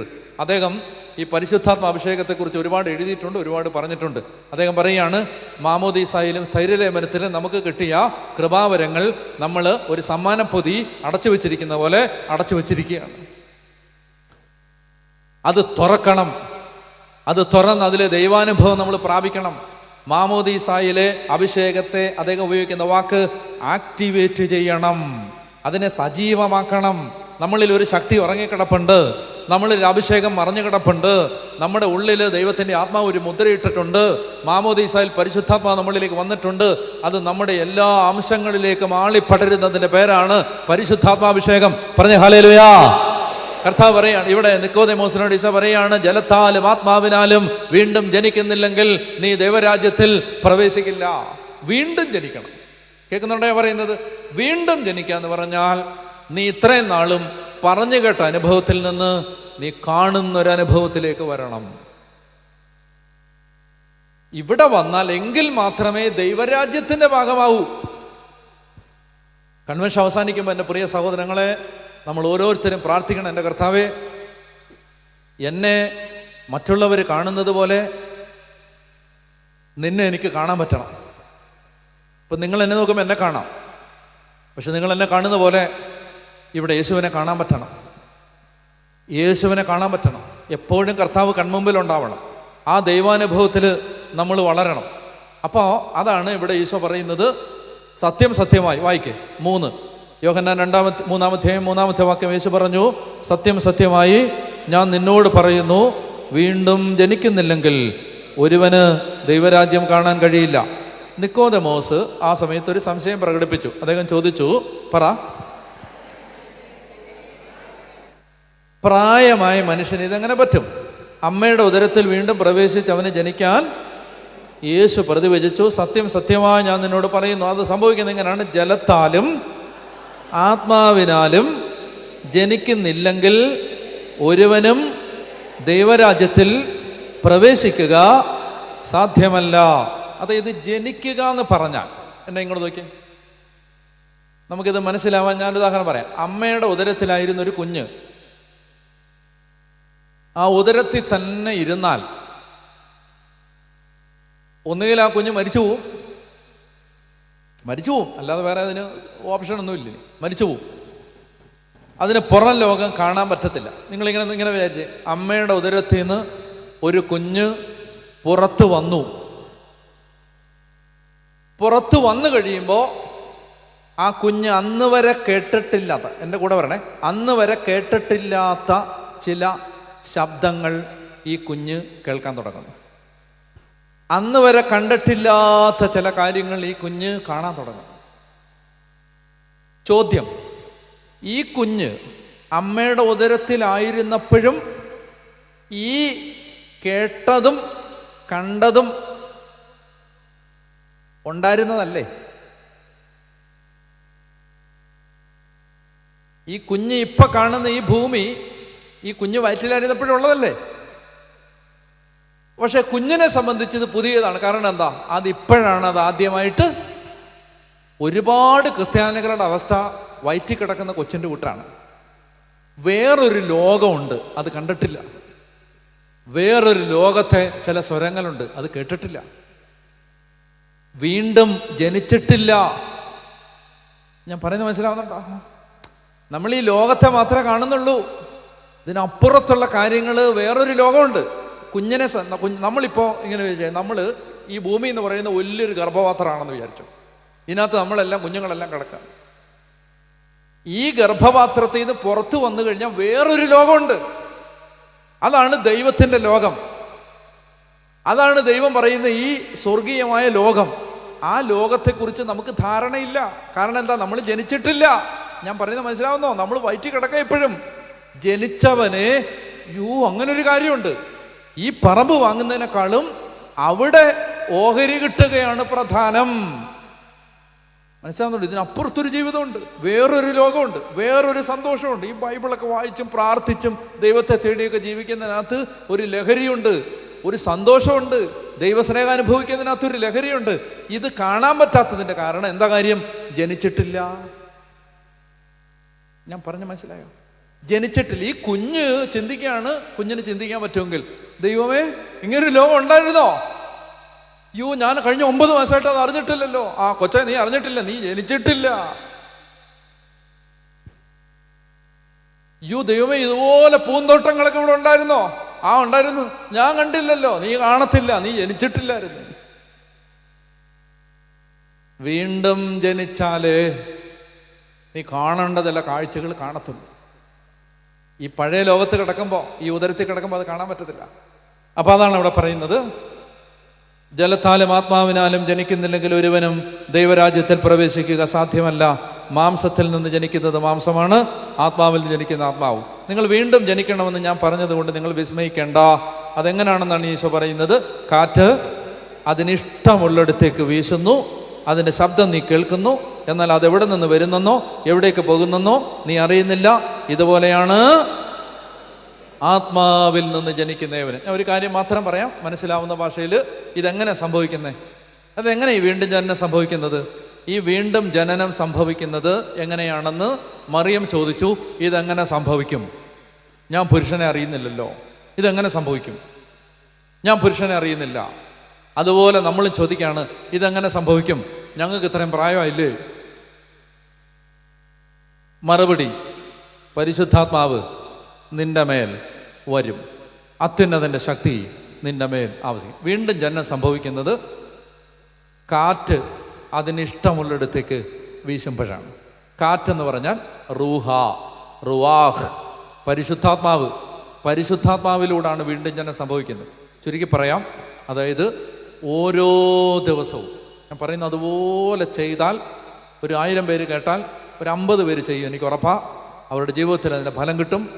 എല്ലാ ദിവസവും കർത്താവിൻ്റെ മുമ്പിലിരുന്ന് എന്നെ പരിശുദ്ധാത്മാവിനാൽ നിറയ്ക്കണേ, പരിശുദ്ധാത്മാവിനാൽ എനിക്ക് വീണ്ടും ജനനം തരണേ എന്ന് നീ എന്ന് ആഗ്രഹിച്ച് പ്രാർത്ഥിച്ചാൽ ആ ജനനം നിന്നിൽ സംഭവിക്കും.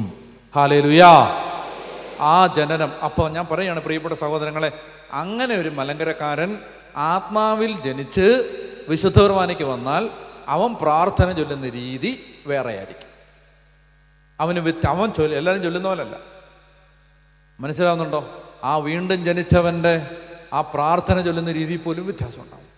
അവനറിയാം, അവന് ഈശോയെ ഓരോ കുർബാനയിലും കാണാൻ പറ്റും. അവനിങ്ങനെ സ്വർഗാധിപത കഴിഞ്ഞ് പിന്നെ അടുത്ത സ്വഭാവപ്രകാരം ചൊല്ലിക്കൊണ്ടിരിക്കുമ്പോൾ അവൻ പിന്നെ വചനവും രാജാവുമായ എൻ്റെ കർത്താവേ നിന്നെ ഞാൻ പുകഴ്ത്തും.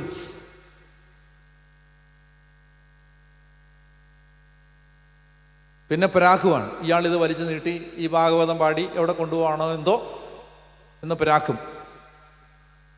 വീണ്ടും ജനിച്ചവന് ഒറ്റ പ്രാർത്ഥനയുള്ളൂ, കർത്താവേ ഇത് തീരല്ലേ, ഇത് തീരല്ലേ. വീണ്ടും ജനിച്ചവനെ ആരാധിക്കാൻ പറ്റൂ. ഈശോ പറഞ്ഞു, ആത്മാവിലും സത്യത്തിലുമാണ് നിങ്ങൾ പിതാവിനെ ആരാധിക്കേണ്ടത്, ജഡത്തിലല്ല, തീരുമാനം എടുത്തിട്ടല്ല, ചില അറിവിൻ്റെ വെളിച്ചത്തിലല്ല, വേദപാഠം പഠിച്ചതിൻ്റെ വെളിച്ചത്തിലല്ല. ആരാധന വരേണ്ടത് ആത്മാവിലാണ്. ആത്മാവിൽ ആത്മാവിൽ ആത്മാവിൽ ആരാധിക്കുന്നവന് തുടങ്ങിയാൽ അവന് വാച്ച നോക്കത്ത് അവൻ തീരാൻ വേണ്ടി വെയിറ്റ് ചെയ്യത്തില്ല. ആത്മാവിൽ, പിന്നെ ആത്മാവാണ്. പറഞ്ഞേ ഹല്ലേലൂയാ, പറഞ്ഞേ ഹല്ലേലൂയാ. അതായത് ജഡിക മനുഷ്യരുടെ സ്ഥാനത്ത് നിന്ന് ആത്മീയ മനുഷ്യരായിട്ട് മാറണമെങ്കിൽ പരിശുദ്ധാത്മാവ് നിറയാതെ പറ്റത്തില്ല. അപ്പോൾ പരിശുദ്ധാത്മാവ് നിറഞ്ഞൊരു 10 എണ്ണം പള്ളിയിലുണ്ടെങ്കിലുണ്ടല്ലോ, പള്ളിയുടെ അന്തരീക്ഷം മാറും. അവൻ പിന്നെ ഈ ആവശ്യമില്ലാത്ത കാര്യത്തിൻ്റെ പേര് വഴക്കുണ്ടാക്കാനൊന്നും പോകത്തില്ല. കാരണം അവൻ ആത്മാവ് നിറഞ്ഞവൻ. ഞാൻ പറഞ്ഞില്ലേ, വലിയ നിധി അപ്പുറത്ത് കിടക്കാണ്. അന്നേരമാണ് അവൻ പൊന്നമ്മ അപവാദം പറഞ്ഞെന്ന് പറഞ്ഞുകൊണ്ട് അവൻ അതിൻ്റെ പുറകെ പോവും. ഭയങ്കര നിധി കുംഭം അവിടെ കിടക്കാണ്, അവിടെ നിലവറ തുറക്കാതെ കിടക്കാണ്. അന്നേരമാണ് അവൻ അച്ചാമ്മയുടെ അപവാദം കേൾക്കാൻ പോവോ? അച്ചാമ്മേ പോകത്തില്ല. മനസ്സിലായോ? പട്ടി പോലും കുറച്ചു തുടങ്ങി. അപ്പൊ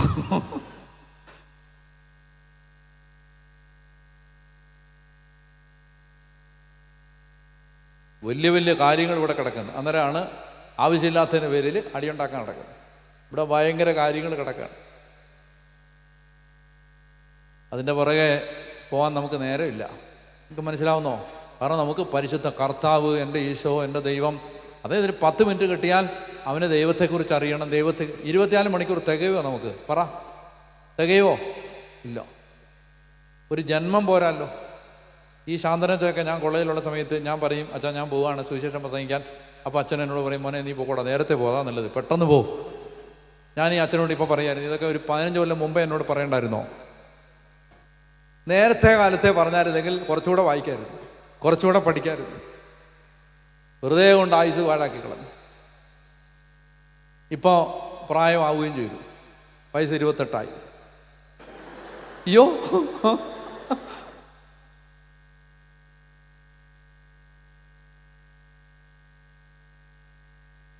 കേട്ടോമനെ, വീണ്ടും ജനിക്കണം. പരിശുദ്ധാത്മാവിന് വേണ്ടി ദാഹിച്ചോണം കേട്ടോ. ഇരുന്നങ്ങോട്ട് പ്രാർത്ഥിച്ചോ, പിടിച്ചോ, കിട്ടും. മനസ്സിലായോ? അസാധാരണമായ, ഞാൻ പറയണം, മൊത്തത്തിൽ ജീവിതം മാറും.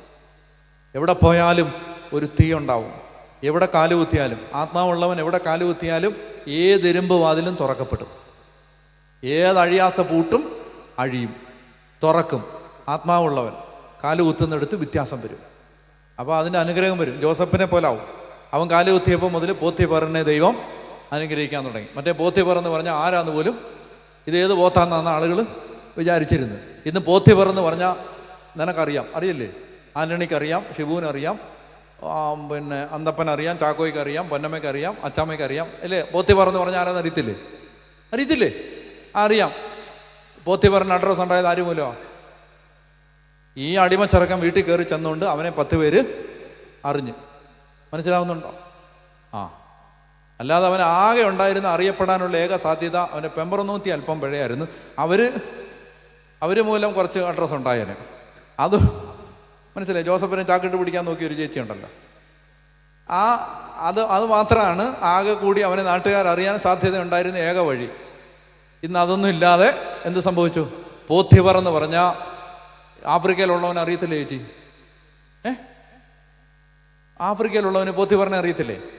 അയ്യോ, നിങ്ങൾ ആഫ്രിക്കക്കാരുമല്ലോ വന്നോ? ആഫ്രിക്കയിലുള്ളവന് പോത്തിഫറിനെ അറിയത്തില്ലേ? അറിയാം. അമേരിക്കയിലുള്ളവൻ അറിയത്തില്ലേ പോത്തിഫറിനെ? അറിയാം. ഏഷ്യയിലുള്ളവൻ അറിയാവോ? ചൈനയിലുള്ളവൻ അറിയാവോ? അറിയാം. ഇന്ത്യയിലുള്ളവൻ അറിയാം. ഗുജറാത്തിലുള്ളവൻ അറിയാം. ഛത്തീസ്ഗഡിലുള്ളവൻ അറിയാം. പോത്തിഫറിനെ അറിയാം. ഞങ്ങൾ പോന്ന ഛത്തീസ്ഗഡിൽ, അവിടെയുള്ള പോത്തിഫറിനെ അറിയാം. എങ്ങനെ അറിയാവുന്നേ? പര്യടം എടുക്കൊണ്ടാന്നോ? അല്ല, പിന്നെ എടാ, ജോസഫ് കാലുകുത്തിയോണ്ടാണ്. മനസ്സിലായോ? അടൂർ അറിയപ്പെടും. ആരുടെ പേരിൽ? അടൂർ ഗോപാലകൃഷ്ണന്റെ പേരിലല്ല, ആത്മാവുള്ളവന്റെ പേരിൽ. പറഞ്ഞേ ഹല്ലേലൂയ. അടൂർ അറിയപ്പെടും അടൂർ ഭവാനിയുടെ പേരിൽ അല്ല. ആരുടെ പേരിൽ? ആത്മാവ് നിറഞ്ഞവന്റെ പേരിൽ, അല്ലേ? അങ്ങനെ കൊണ്ട് ബൈബിളില്. ബഥാനിയ, മാർത്തയുടെയും മറിയത്തിൻ്റെയും ഗ്രാമമായ ബഥാനിയ ഉണ്ടോ? പെണ്ണുങ്ങളുടെ പേരിലാണ് ആ നാട് അറിയപ്പെട്ടത്. എൻ്റെ പേര് വല്ല നാടും അറിയപ്പെടുവോ? പറ. അച്ചാമ്മയുടെ നാടായ അടൂർ എന്ന് പറയണം. അങ്ങനെ പറയണമെങ്കിൽ അവൻ്റെ മേൽ എന്തുണ്ടാവണം? ആത്മാവുണ്ടാവണം. ആത്മാവുണ്ടെങ്കിൽ ആളുകൾ പറയും, ഇവിടെ ഈ അടൂര് ഒരു അച്ചാമ്മയുണ്ടല്ലോ. ഇതിനകത്ത് അച്ചാമ്മയുണ്ടോ? ഇല്ല. അടൂര് ഒരു അച്ചാമ്മയുണ്ടല്ലോ, നല്ല അഭിഷേകമുള്ളൊരു അച്ചാമ്മ, നല്ല പ്രാർത്ഥിക്കുന്ന അച്ചാമ്മ. അങ്ങനെ ആളുകൾ.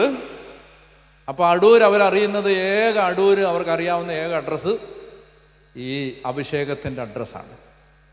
ഞാനതുകൊണ്ട് പറയുകയാണ്, പ്രിയപ്പെട്ട സഹോദരങ്ങളെ, എല്ലാ ദിവസവും പരിശുദ്ധാത്മാവിന് വേണ്ടി പ്രാർത്ഥിക്കണം.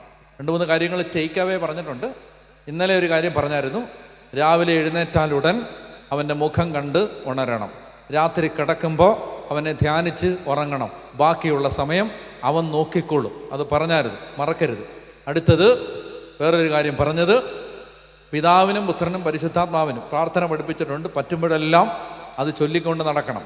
3-മത്തെ ഒരു കാര്യം പറഞ്ഞത്, പരിശുദ്ധാത്മാവിന് വേണ്ടി പ്രാർത്ഥിക്കണം.